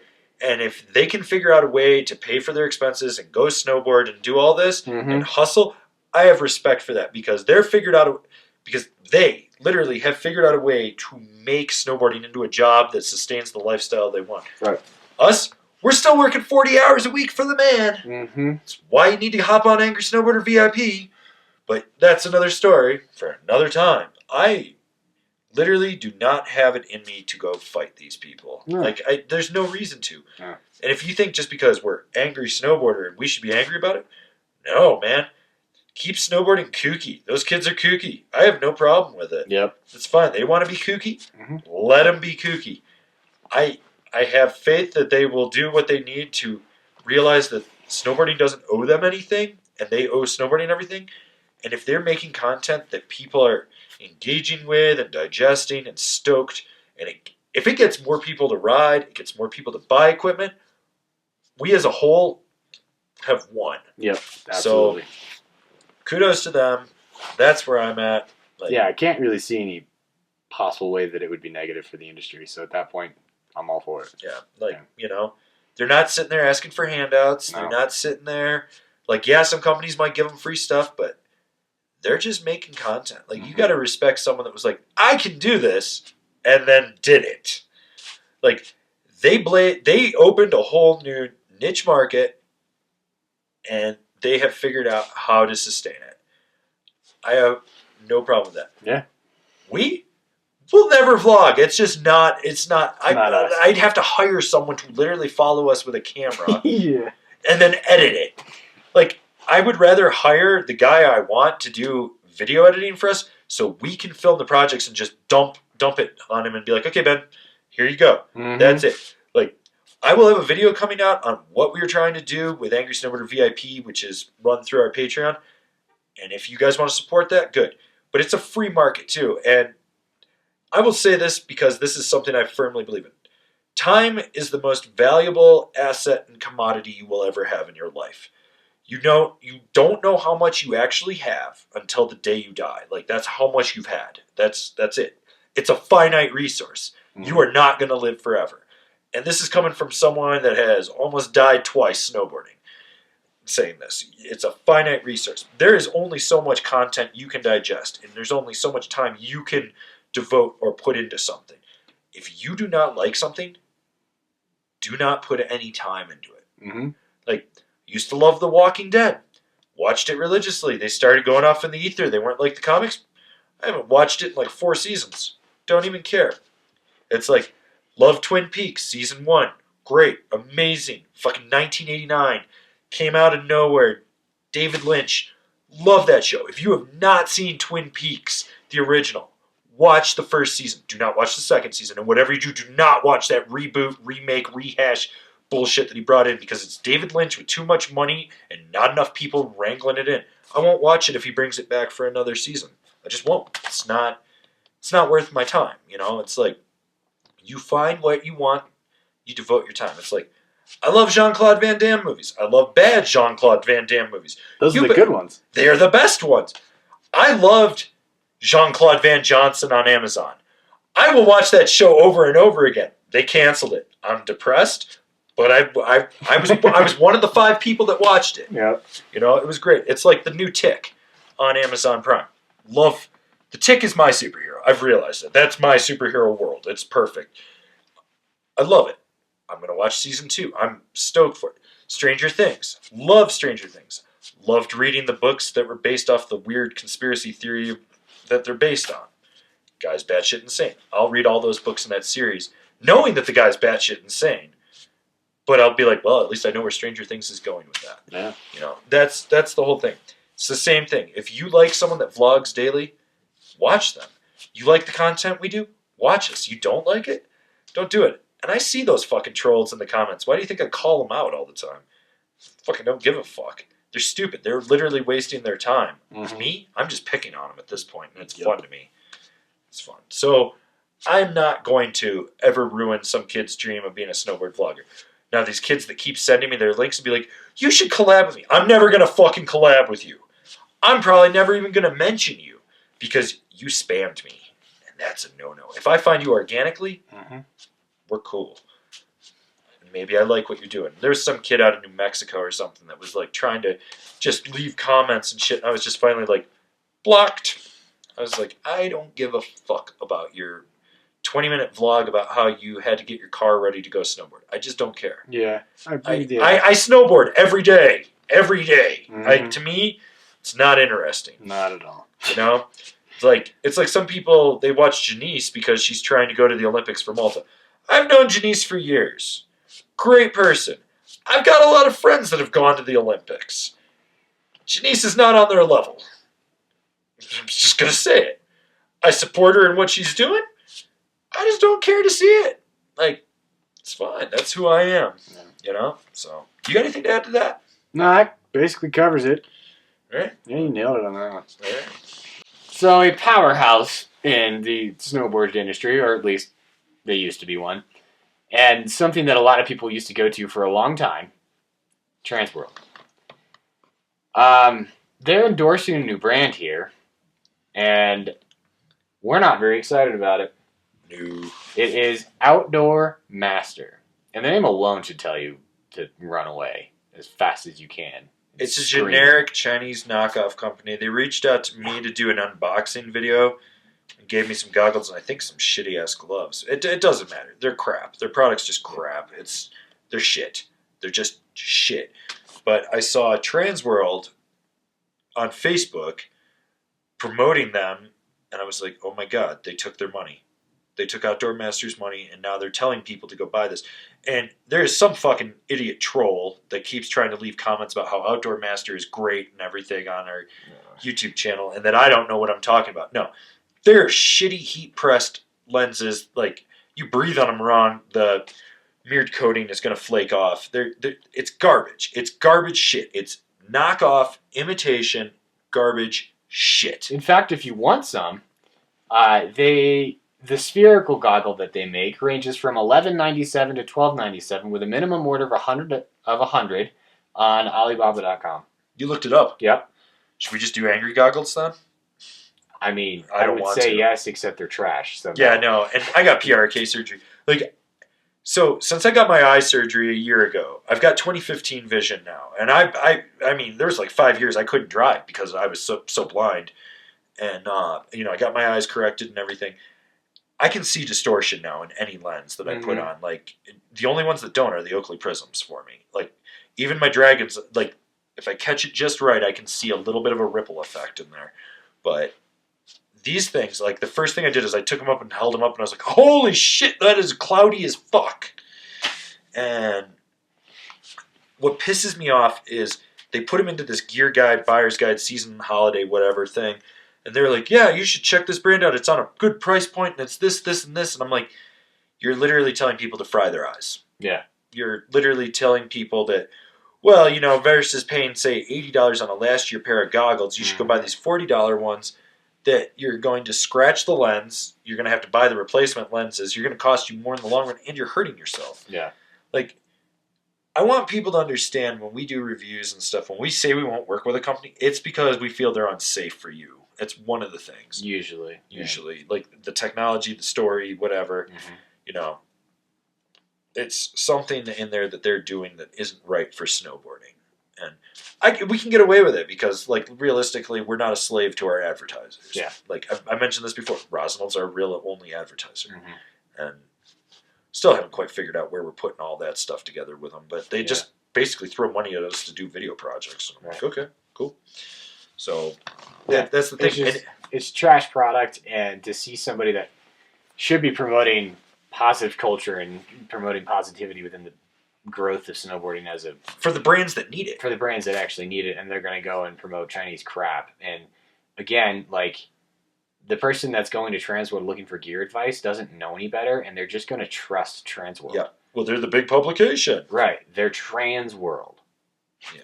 So, like, just, you can't do that. You can't, like, with great power comes great responsibility, damn it. And you guys are fucking blowing it by promoting Outdoor Master. It tells me. It also tells me that they're hurting so financially that they'll take money from anyone. Yeah, exactly. Like, I'm like, how much did they pay you for that? Right. Because they've been giving shit away to all sorts of YouTube people for free to promote it. And I'm like, that's the other thing. It's like, if it's crap product, don't take it just because you think you need to do a giveaway or something.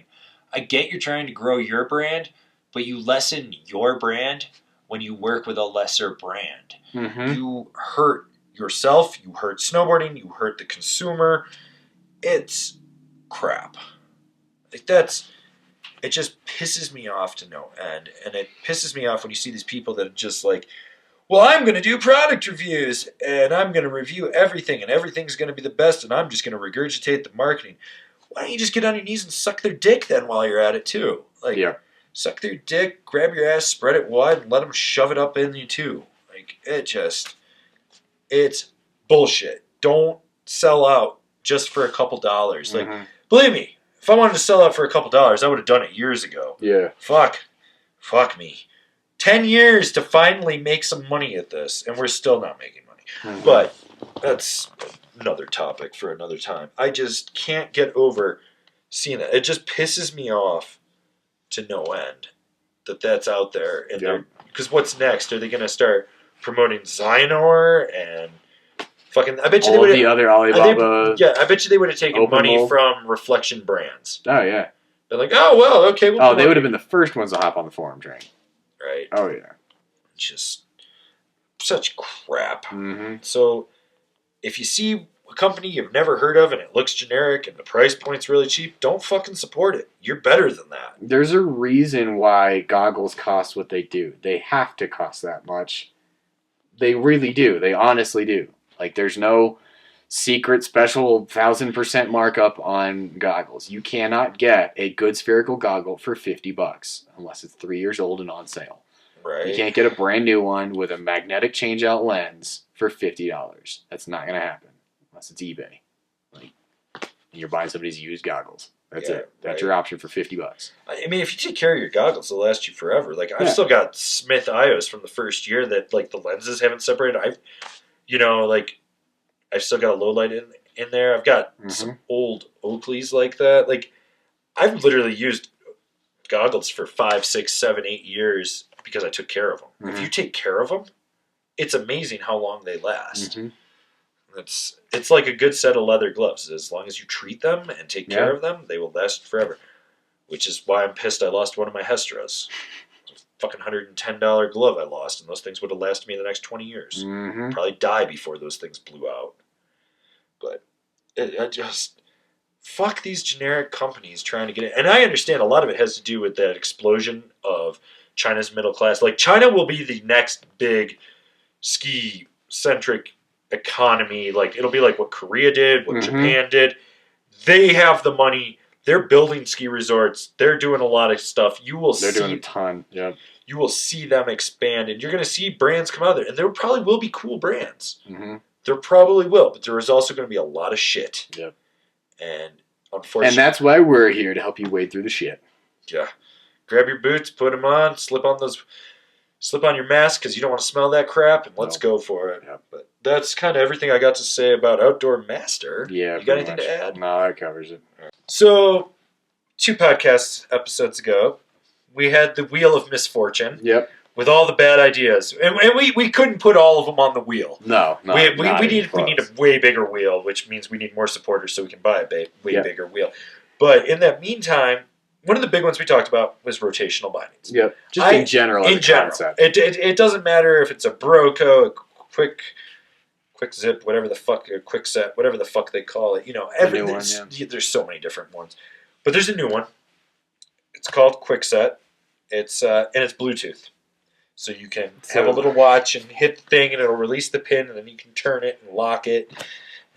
Because I know what I want when I have to trust a piece of equipment with my health and my knees is to add electronics. That's definitely what I want when I'm working with that gear. Yeah, yeah. It's to add something that can fail. Yeah, no, just what I want is to have a battery operated device to fuck with my bindings. Mm-hmm. And, so they launched an Indiegogo, and I've been reached out by their PR person to promote it, and I just told them, I was like, this is a fucking awful idea, fuck off. They never responded back, so I think they got the idea that I told them. But, they're looking for 25,000 euros to do this. They've raised 19,399 as of today, and they have 24 days left to go. It is 77% funded. Who the fuck are you people that are funding this? Because you need to be on Angry Snowboarder VIP. Friends and family. Like, it's got to be just rich friends and family. This is such a bad idea. It's just like, number one, it's the way this one works is, I guess there's been a vague improvement over some of the other stuff because instead of going on top of a pad, it's the disc itself. Gets replaced, so at least you're not elevated on top of the board any further than you used to be. But now that runs into compatibility, because if you've ever tried to put a different brand's mounting disc in a different binding, they don't fit. No. So that means he's got to make how many of these things? Plus, they got to be... there's probably going to be a patent issue or something. Yeah, it's going to be a patent issue. He's not going to run in Burton. They claim it's a universal mount. The battery will last 5 to 6 days. It will protect your knees. That's going to make your... No. It's 150 grams. It's waterproof. I'd hope it's fucking I would, yeah. It's easy mounting. I'm like, people already have a problem mounting bindings. I just keep seeing ratchets on the inside. Yeah. Cruising inspiration. I have no clue what the fuck that is. I don't know what that means. It has 360-degree rotation. So that's the other thing that I noticed is there's not... I thought this was going to be like preset angles or some shit, and that's why it was going to be Bluetooth. It's literally just lock, unlock, which means you just have to guess whatever your angle is. Yeah. So you can't even get the same angle every single time you set it back up. And, the promo video. Did you watch the whole promo video? Oh my god, the promo video is awful. Bad. It's so bad. Like, they purposely make it look like people don't know how to skate on a snowboard. Yeah. It's not that hard. Like, the only people that I would recommend this for are those with, like, amputees. Amputees, yeah, sure. You know? Right. And even then, I know a few, and they're like, I wouldn't touch that. Right. And I'm like, okay. You know, I mean, this thing is... I just... No. The other thing is, did you notice that they didn't make it ICS compatible? That doesn't surprise me. Because they got to pay for it. But, yeah. I love that you have the lock and unlock button and a signal warning button. The hell's that thing going to warn you? You are unlocked! Oh my god, there goes my knee! Yeah. Like, I would be really curious to see how much torque this thing could take before it blows out. Yep. Just... And one of the things I loved about the video is the helmet stees on the skier brother. Oh my god. He had this much of a gap. He was running freaking helmet yarmulke. Oh yeah, it's like it way was back there. Yeah, way on the back He was trying to get forehead tan. Yeah, like... Oh man, at least they weren't wearing Rurocs. At least they weren't wearing Rurocs. But this... And a lot of just you viewers have pointed this thing out to me and wanted us to talk about this. Yeah. And this was definitely something we were going to talk about. Like, this thing is fucking atrocious. It's bad. But I can't believe that this guy just looked at it and was like, this is going to save snowboarding. Like, he keeps saying this. Everyone says this every time. It's going to save snowboarding. Somebody doesn't need saving. It's fine. Like, this is not a technological advancement that's going to help anything. Now you've got another Bluetooth device on you. Some more batteries you've got to check. Something else. Like, just what I need is someone that can't fucking skate, that doesn't know what they're doing,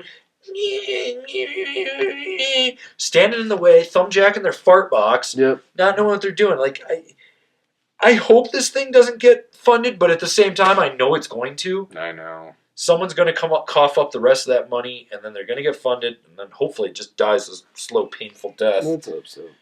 But this thing is ridiculous. Like, the fact that you have to have a charger for it. You have to charge your bindings now. You have to charge your binding. Legitimately, you have to charge the binding. I mean, I guess it won't be much of a problem if you're running the signal board with the solar panels on it. You can just charge it as you go. Oh, there it goes. Well, no, you'd be standing on the cable. Yeah, I guess you'd have to charge it on lunch. Still, this is just another thing that's a distraction from snowboarding. Skating is not that hard. No, I'm really curious how durable these fucking things are. Like, how long till they short out? 5 reasons to love the Quickset. Practicality. I want to read this from their Indiegogo campaign. Thanks to Quickset, you will be able to find yourself in a position similar to skateboarding and thus cruising on the slopes. Yeah, except you're strapped in so you can't jump off. Knee comfort. During waiting time on flat or on the chairlift, the snowboarder can feel knee pain due to twists of them. Thanks to the unlocking of the front foot, the knee will be straight, not twisted. So now you got this, you're fucking facing straight with this, like this much sticking out the back. Yeah, it just doesn't sound good. Switch from an alpine mode to a free mode in a few seconds. Thanks to Quickset Double Pack, you will be able to decide at your wish. Ideal to adjust its position at any time depending on the conditions. Boy, they really didn't translate that good from They French. literally just punched it into Google Translate and just copy and pasted it. Relax at chairlift exit. Everyone says that the chairlift's exit is often complicated for snowboarders. Thanks to Quickset, the position of the legs is less contracted, and it is therefore easier to get down from the chairlift without having a skier or another snowboarder in his feet. There's a reason why the G-Don challenge is a challenge. Yeah. Standing on your snowboard in hang 10 mode is not easy. No. I'd rather have my feet normal on there, actually. This is my favorite, number 5. Innovation. Be the first one to ride with Quickset. Everybody will look at you and point and laugh. Everybody sure is going to look at you. Yeah. Oh my god. Like, these guys are just fucking kooks, man. Just rich French people. Fuck, man. They're young. I wish they were old white guys so I could be like, well, it's old white guy syndrome. OWG. Yeah, this thing is just, it's so fucking heinous. Like, could we just go 1 year without a rotational binding coming out on the market? No, we can't. Like, I swear to God, it's just the literal worst thing ever.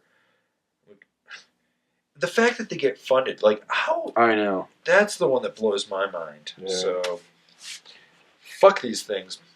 Fuck them. Mm-hmm. So that's where I'm leaving that topic. Yeah.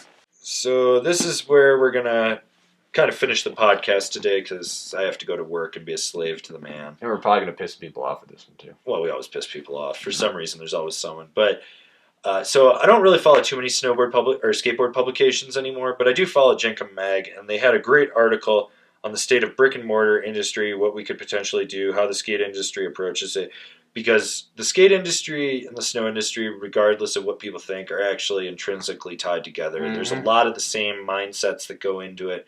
And having friends that own shops, have seen their shops go under, you know, having worked for a shop that went under, and I basically saved it from bankruptcy, and then they were able to close down without debt, stuff like this. Like, it's something that, and I always see the same thing regardless of industry, but how these shops think. It's like they're like a flamingo or an ostrich with its head in the sand. Mm-hmm. You know, they just don't want to see the change. Like, you need to fully adapt. If you have no internet presence, you have fucking already lost. Yeah. And I love how people's argument is, well, we have to spend all this money for e-commerce. So I was like, have you never heard of Squarespace? Mm-hmm. It's not that hard. Wix. I mean, Fiverr. You can literally hire someone for $5 to program a website for you. It's not hard. No. Everything has gotten so much intrinsically easier. It's easier than it was a year ago. It's easier than it was 10 years ago, 20 years ago. And the fact that I see people still trying to argue with, well, you know, the brands don't support us. You want to know why the brands don't fucking support you? Because you don't pay your fucking bills on time. Yeah. But what's better for them? To hound you for 9 months to get that $20,000 order, or to just say fuck it and sell $50,000, $60,000, $70,000 one-time pop to this guy and then wait 2 years? It's easier in the long run to do this. Yeah, and you know, Amazon's a big evil giant, whatever, but you know what? They pay their bills up front. They do. Sorry. Like, you know, it's this vicious cycle. People wonder why a brand goes out of business.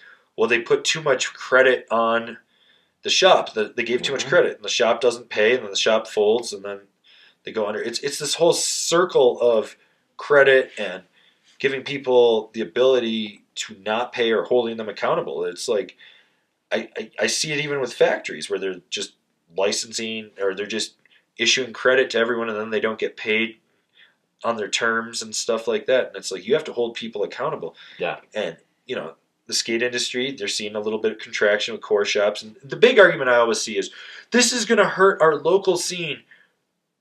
Oh, okay. It's going to hurt it because it went out of business. All right. Well, why did it go out of business? Why did your locals not sustain you? Right. Why did you not branch past your locals? Mm-hmm. Like, I look at the community of Angry. Angry still exists 10 years later, not because of everyone I know here in Summit County. Right. It exists because of everyone around the world wanting it to exist. I leverage, you know, I personally have leveraged so much globally on this that does it. It's funny how many people here don't know what I do, and I'm happy with that. I am so fucking happy with that. It's fine. But when you're at a local shop and all you're thinking is, well, we're the only thing around and people are going to come, you're dead already. Mm-hmm. I don't know. I mean, I've worked corporate. You work corporate store. I've worked core shops. It's I've seen everything and how it's done, and from big to small, multi-billion-dollar companies to shops that if they made 200, 300,000 a year, they were doing well. And it blows my mind to see how people just keep regurgitating the same ideas. And like this argument, this is a similar argument I've had a year ago. Mm-hmm. I think we did an original podcast a year and a half ago. Yeah, we've talked about this before. I talked about the state of the brick and mortar and what they need to do or do not do. And yeah, the one that I found interesting in this whole thing, like there was, because basically they asked a bunch of shops, what are you doing to try to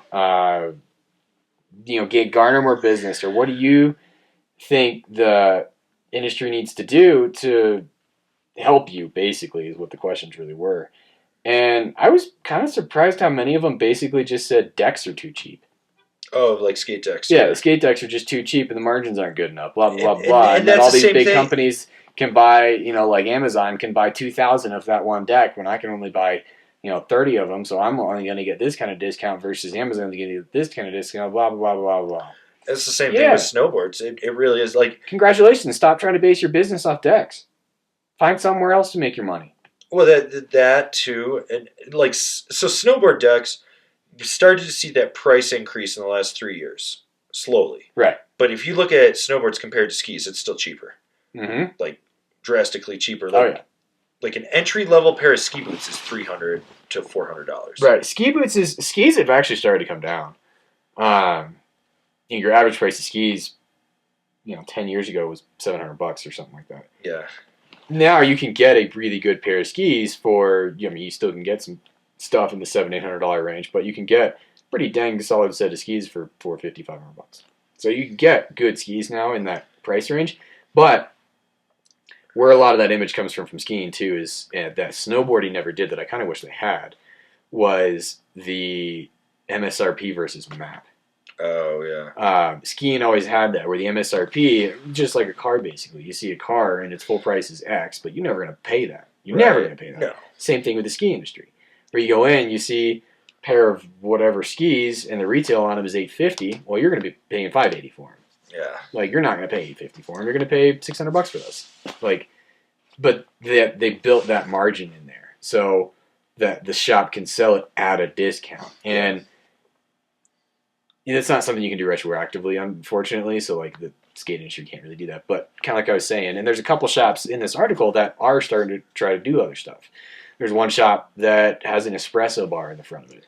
Right. It's a great idea. There's better margins on that. Stevens Pass Snowboard Shop has a coffee shop inside it. Boom. You're going to get people coming into your shop now for the coffee or espresso instead of just skate stuff. And not to mention, like, these guys are griping about decks and hard goods and all that kind of stuff. And, great, it was still a corporate spot, but I worked at Zoomies over a decade ago, and shoes. That's where all of the money was. Oh, yeah. Shoes. So, fucking sell more shoes. How hard is that? Like, I mean, sure, maybe it's just easier to say than whatever, but, like, just start carrying more shoes. Well, push your business that direction. Cut down how many decks you carry. When the kid starts to complain, be like, cool, where'd you buy your last deck? When he says, oh, I bought it on Amazon, you go, cool, this is how many decks I got now. I got lots of shoes, though. Because you know what people will have a hard time buying online? Footwear, because you got to try it on. True. So, and I don't know. To me, like, to see people still having the same argument, the same response. Here we are 20 years in with online shopping now. It blows my mind. I remember being 16, 17, talking with the local shop and being like, so what are you guys doing for online? Like, oh, we put some stuff on eBay. And I was like, you don't have a website? You don't?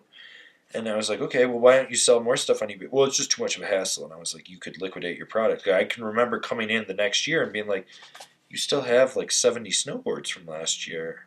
Why aren't you selling them?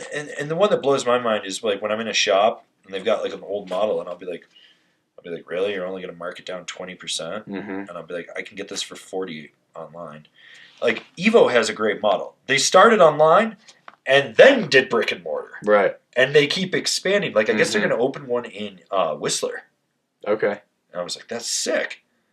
That's what I heard. So I was like, oh, yeah. Evo Canada. But Evo as a whole, like, is such a good site to just buy stuff from, Mm-hmm. and how they do things and how they interact. And it's like these people that have no online presence. So I was talking with Crowbar about one of the shops in Vermont that's local to him, Mm-hmm. Darkside, and it's like their website just looks like it fell out of 1998. It's got links to other companies that they sell, but you can't buy direct, and it's not hard to make an e-commerce site anymore. There are so many ways to do it. Like, I've looked at it for Angry, and like, even I'm just running stuff on Big Cartel. I pay $9 a month. That thing fucking pays for itself. I just load up a bunch of stickers, and like, if I sell one sticker pack a month, it pays for itself. Right. And I make a profit. Yeah. And this blows my mind to see that we're still in this age where people still have this argument of, well, this used to work in the past. Who gives a fuck if it worked in the past? What's working now? Nothing. You're fucking going out of business. Mm-hmm. The other thing is it's like this weird cycle of, like I was talking about with the credit thing, where shops can't pay, so the brands can't pay, so they can't pay their factory. So it's like, it's just this trickle down effect of, I think a lot of it is overproduction too. Mm-hmm. I think a lot of places, like, if, like, we've talked about doing Angry Snowboarder boards. Those would be limited run. Extreme, like, when they're gone, they're fucking gone. I'm not ordering more. Like, I'm going to be like, nope, I paid for it. That's done. And I know, like, thinking about which factories I was going to go with, I was like, okay, I just need to know the price. I'm going to pay up front. Mm-hmm. They have no stress. That way I know the shit's going to ship. Like, they've been paid. We're getting our stuff. We're good. Yep. And then we can sell it. And then if we don't sell it, that's on us. Mm-hmm. But I just can't get over the fact that these people sit around and cry. And it's like, it always comes back to, well, we got to preserve the culture. The culture has changed. Like, everyone's moved to the online. Like, you can have a bigger community online than you can have locally. Like, you look at Snowboard Pro Camp and the community that they have, and how big that is, and how supported those guys are. Or, like, I see it now, 10 years after. Like, I was there at the forefront of snowboard blogging. Did it. Mm-hmm. Transitioned to website, information site. And now I'm coming into YouTube a little bit later than everyone else, but it's still, like, I'm just getting in just early enough for us. Like, you can see it. It's not an oversaturated market. Yeah. But you come in there. The YouTube community that we have right now is so much more supportive than the angry community was for the website 3 years ago. Mm-hmm. We get more interaction, and more people are like, hey, I heard you saying you might be coming to Utah. Let me know. I can get you tickets to this mountain, or if you need a place to stay, or this. And I'm like, well, I'm probably not going to stay with you because you'll kill me, but I'll totally take free lift tickets. Yeah. And you see that, or like the guys that reached out to us for Can't Come and Carbon were like, oh, I've got this board, I can send that to you, I can do this. Like, I'd love to work with you guys. We would have never gotten that kind of interaction or support 3 years ago. Right. You know how hard I tried to get. I know 3 people in this town that have a Mini. None of them would let me borrow it. None of them. And thankfully, 2 of our supporters happened to, like, have one between them, and they were willing to sell it to us for cheap. Yeah. Like, I consider that a freaking win. Yeah, absolutely. That's you want to foster community? Find where your community is and foster it. Like, I feel like we've fostered a community that can create interaction. Like, I was so proud last night. I got home from work, scrolling through the comments, because I got a bunch of notification emails, and I scroll through, and I find one where 3 different guys were on a thread. I think it was the Union Strata review or something, and these guys were all talking about different bindings, and they weren't even asking for my advice or your advice. They were just talking to each other, and it was like, that's what I wanted to see. Those guys are communicating with each other. Mm-hmm. They don't need me for anything. Like, if they need to, they'll tag me.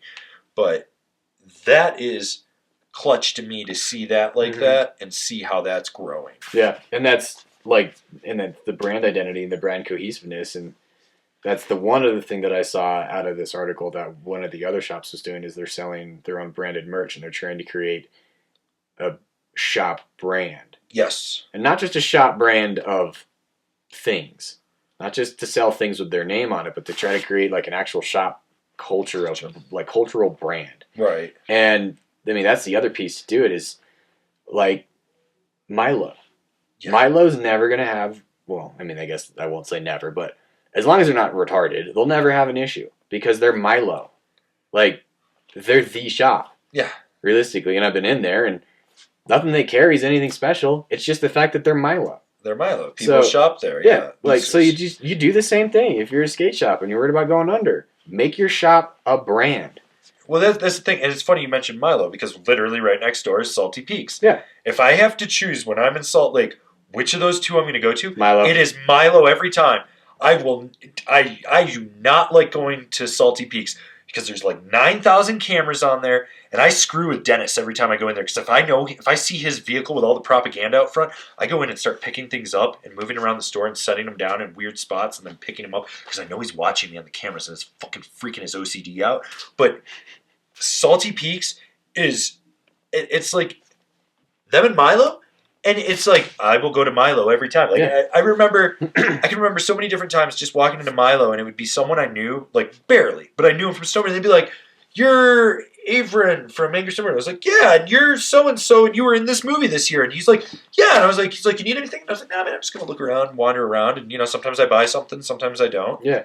And that's the difference. Like, that store has a cultural reference, but it's a brand in itself, and that it's not tied to any one thing. And that's such a difference. It's kind of like how you see the Christie Sports out here in the stores and everything, and then you see the Powder Tools, which is their snowboard stores thing. But like Powder Tools and Steamboat, I know people that don't even know that's owned by Christie's that have been shopping there for years. They're like, no, it's just a good core shop. And I was like, you never realized like that it's all tied together? Owned by the same company that sells patio furniture in the summer. Hey, you know what though? They do, man. I'll sell patio. I worked for them and sold patio furniture. Oh, it's great money in patio furniture. But you know what? If that supplements your income so your pay stays the same to go back to 9 months of selling ski and snowboard equipment, so be it. And that's the other thing is, if you're in an area where your skate shop makes 75% or more of its business in the summer months, then you need to figure out what to do in the winter so that you can supplement that. So you're not relying on a seasonal business. That's going to kill you. Oh, yeah. I don't have all the answers for retail, and I have no problem talking to shops to tell them what they can do. But like one of the big ones that blows my mind is when I talk to them about what an affiliate program is. They look at me like I'm retarded. It's like, you sell online, right? Yeah. So you sell online. Okay. Why don't you have an affiliate program? What's that? Then I explained it to him, and I was like, you sign up for this, and basically I become a salesman for your shop. So last month, moved $27,000 worth of product. $27,000. That is not a tiny amount by any means. You and I moved that just through YouTube, angrysnowboarder.com. We did a lot of business for Evo like that. Made 18% commission or whatever it was. That's fine. Literally, all they're doing on their back end is uploading photos of the product, the description, signing up for the program, and then this company, Avran, does all the code and stuff for that. And all we do is, like, at the bottom of the review on the website is a little widget where it's got the photo and where you can buy it and the price. And at the bottom of videos like this on YouTube, or even the podcast, there's a link. And at that link, you click that link and you buy it, we get paid. Yeah. And literally, you're getting a free salesman. Like, on our level, you're essentially it's pro bono. You're not paying us unless we make money for you. Yeah, and you're getting all this knowledge and this community for fucking free. Yeah. That's amazing. And I wish more people would grasp onto that. And it blows my... Because that first time somebody bought, somebody... affiliate links to some local shop that has an online presence. Yeah. And they buy something through that shop. And they're scrolling through there because they're not just going to go there, click it, and go directly to their cart. They're probably going to look around a little bit on your website. So you can look at some other stuff. They're going to be like, oh, dang, they carry a lot of rad shit that I really like. Yeah. Well, they might come back to your website the next time. And then if they're ever geographically in your area, they might stop in. Boom, suddenly your business is starting to increase. Suddenly you're starting to build a brand around your own shop. Like, and you're doing that. And that's why I think it's key that shops, like, I would love to work with more little shops. Yeah. If I could get them into an affiliate program where we could do it. And the sad thing is there's these other affiliate programs out there like Pepper Jam and shit that are just god-awful. They don't work. But Avran is the best one I've discovered so far. And the payouts are consistent. Like, I never worry about a paycheck from them. I'm just like, oh, yep, nope, 25th. That thing's in my bank account on the 26th. Yeah. And I'm like, and you look at it. But I would love to work with more shops. I would love to be able to be like, yeah, I could roll into a shop and be like, if I'm in an area and be like, hey, can I grab this board, and this board for review from your demo fleet? And be like, cool, I'm going to have them for the next 3 days. I'll drop them off on my way out of town. And just be like, boom, done it. And then be like, yeah, okay, you can buy it through these guys' website. Mm-hmm. And it's not like that. So, I use Backcountry, The House, Evo, REI. Yep. And I make a paycheck. Yeah. For both of us. Mm-hmm. And that's key. Like, we're getting paid. And people can hate on it all they want, but for years I tried to do stuff with local shops, and I was like, oh, no, I'll give you discounted advertising, I'll do this, I can do this. And they just look at you like you're retarded. And they have no concept. And we end up in the same argument over and over again in the same discussion. Mm-hmm. And I guarantee you in a year, we're going to have the same discussion again. Yeah, we're going to talk about it again. In a year. And so, the answer that all the little shops always want to give is that consumers need to stop buying online and shop local, and that the big brands need to stop hooking up the big online shops and hook them up instead. Yeah, I'm sorry. Maybe if you paid your fucking bills on time. Yeah. Maybe if this, and this. Like, I understand these things, but it's... I used to be one of those guys that would shame the consumer and be like, you need to shop local, you need to do this. I'm like... Sure, I did too, absolutely. We all did. Now I'm just like, buy wherever you want. Mm-hmm. I don't care. I'm going to give you the advice you need. Hopefully you can find it through an affiliate program that I've got so we make a sale. If you can't... It blows my mind, like with Boot Fit Month, how many people have hit me up and be like, I have no boot fitters, there's no local shop, or I went to my local shop and they were saying this, and this, and I was like, that's the wrong advice. Yeah. Like, those guys don't know what they're talking about. Mm-hmm. And I have people that come here on vacation because... that's the other one as far as that goes. That I'm sure I mentioned this when we talked about this last year. If you're a shop, don't hire your local ripper unless he actually knows what the fuck he's doing. The amount of times that you go into a shop and the kid behind the counter is just some bra that's a really good snowboarder, really good skater, but is an asshole, isn't a good salesman, and doesn't know his ass from a hole in the ground when it comes to freaking tech or gear. That doesn't help you at all. No. Like, sure, give that kid a shop sponsor because, yeah, he's a good skater and maybe he's got a shit ton of followers on Instagram or something and he might be able to promote your brand that way, but don't give him a job. Give people jobs that are going to sell you stuff. Yeah. Like, that's who you should be hiring. I'm not the best snowboarder out there, but I sell a ton of snowboards. Like, I'm too old to be the best snowboarder. Yeah, like... I'm geriatric. Oh, oftentimes the best salesmen are not the best snowboarders or skaters. No. They know how to hustle, though. I tell you what. And if you can get lucky that you find somebody that's an absolute ripper of a skater and is a good salesman and a good employee, awesome. Sick. Good for you. But don't just hire your local ripper. No. That's not going to help you. No, it's not. It's because then you just get vibed out. Like the kid that walks in that's been skating for 3 months that is intimidated by the industry because, let's face it, it's intimidating. Like, he's going to walk in, he's going to get vibed out by that kid because that local ripper is just looking down on this kid. Like, who the fuck are you? You're coming in here wearing your Vans that you bought at Famous Footwear that aren't real Vans. Or, they're not skate Vans, and you're just wearing whatever, and you're wearing a Walmart t-shirt, like, and he's going to look down on that kid, and then that kid's not going to keep skating, and then you just lost a customer. You just lost 10 pairs of shoes over the next 5 years. You just lost how many decks over the next 5 years. You just lost how many wheels, how many trucks, how much hardware, grip, all of that. Like, you just lost all that because your shitty shop kid vibed that little 9-year-old out. It's okay. I vibe kids out all the time. But they don't usually know who I am or what I do. Yeah. But this is why I tell people I don't like to ride the chairlift with them or talk to them. I'm just like, I'm going to go do Avran things. Yeah. But I know where my line is. But I've been vibed out in shops, and it always blows my mind. Yeah, it makes me upset. Like, my personal favorite was, I was in Seattle. This shop's out of business now. What was it? They had 2 locations. They had one in Bellevue, too. But they used to be under the viaduct there. What was the name of it? It doesn't matter. I went in there looking for a specific boot, and I had specific needs for my feet. And I told the guys, like, it's got to be this size. It's got to have this, and this. What do you have in the back? He comes out with a boot 3 sizes too big, and I looked at it. I was like, that's not going to fit me. No, it'll fit you, dude. Yeah, it'll fit me, but it's not going to fit me. And he kept arguing with me, and I looked at him and finally just said, "You're a fucking moron." And he was just, "Whoa, man, you don't need to vibe me out." And I was like, "You're already vibed me out. I'm taking my business elsewhere. Go fuck yourself." Mm-hmm. And I fucking love it when I go into a core shop, use that term loosely. Yeah. And they try to vibe me out. I'm like, really? I know more than you. It was almost as good as that kid today at Copper.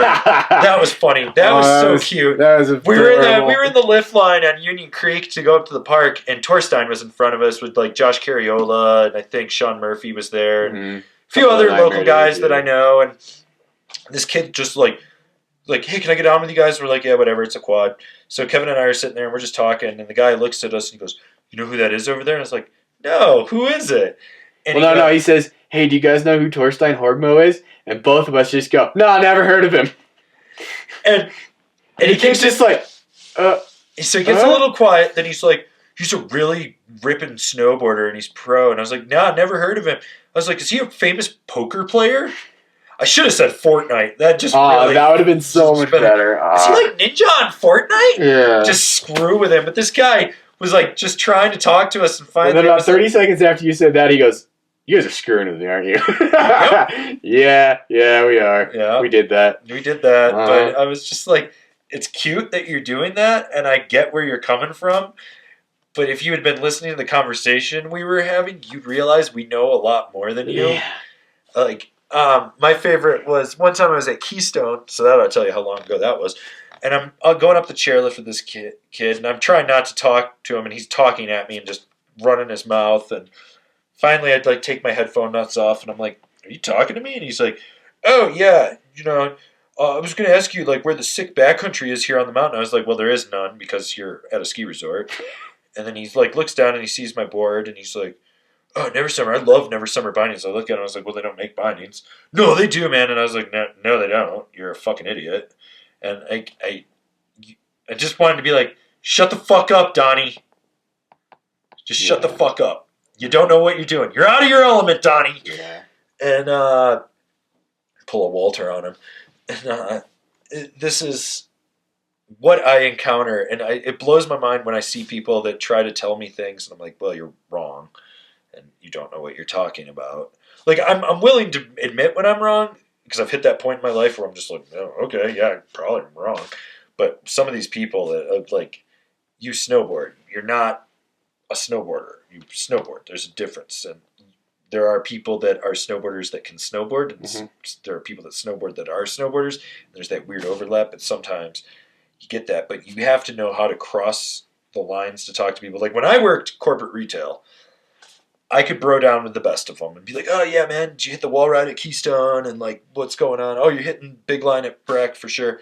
And I could talk with them and do that. And then I get like the guy from Nebraska that's just like, "Oh, I'm just looking to cruise girl." I'm like, "Yeah, man, this is really easy to engage." And that's one of the things that's translated to like how we do the product reviews and how we talk tech is you have to break it down to the most basic level so that everyone can understand it. But like the core guy is still stoked, and then like the non-core guy is stoked, and do that. I'm not gonna lie, I will vibe you out in person. I don't like people. Yeah. Like, I just don't. I'm a little more friendly. You are the friendly one out of the two of us. For sure. But whoever replaces me, because my days are numbered, being the face angry and I'm going to run behind and do things, they need to know how to talk to everyone and like do everything right. But speaking of talking to everyone, I do want to do a meetup. I know we've talked about this so many times. So I'm going to try it. I'm going to check the schedule this week, see what Saturday we can do something at Copper. I want to do it at Copper, do a little meetup. That way, any of you guys on the Icon Pass, which hopefully you've listened to this podcast, you bought a season pass, or if you're out at Copper, we can all meet up, go make some hot laps, just mob the mountain, have a little ruckus, maybe ollie some slow signs, piss off. Ruckus. Fucus? Ruckus. And, ollie some slow signs, hit some side hits, and maybe lap the dad park or something, have some fun, and then get tacos. You're paying for our tacos, though. Yep, you're paying for our tacos. Yeah, but we want to do something for the like privilege of being in our presence. You have to pay our tacos. But that's kind of where I want to end the podcast this month. We're going to try to do another one here real soon. Hopefully, this was supposed to be December, but holidays, and I had to drive cross country. That was a 21-hour drive and whatnot. Just didn't work out. You got anything to add, Kevin? No, I don't think so. I mean, if you're new to this, check out Angry Snowboarder VIP. We make money where we can, but that's definitely the best way if you guys want to support this channel, support Angry Snowboarder. It's the best way to support us. And, those projects that you really like to see us do that are just low out of our reach, that's how they're going to come within our reach is with we're going to go a whole route of fan funding everything. And so we're not a slave to any advertiser. So we can do what you want. I got some good content coming out this month. We're working on some stuff. I'm going to try to do some more stuff. Try to do more explained videos. Randy's going to try to make a comeback here. We're going to do what you guys want. We're going to keep snowboarding kooky. I don't really care, man. Yeah. I really just don't give a fuck. We'll have some more apparel dropping in March. We're working on that. Sticker Club's getting some new stickers. Probably going to do a different sticker envelope of all slap stickers instead of die cuts. So if you've been to angrysnowboarderstore.com, swing over there in a couple days, maybe a week or so, and I'll have some more unique sticker options up there. That's kind of everything we got going on. Thanks for watching. Remember to subscribe, click the bell, get those notifications, and we'll see you guys in another video. Yes, we will.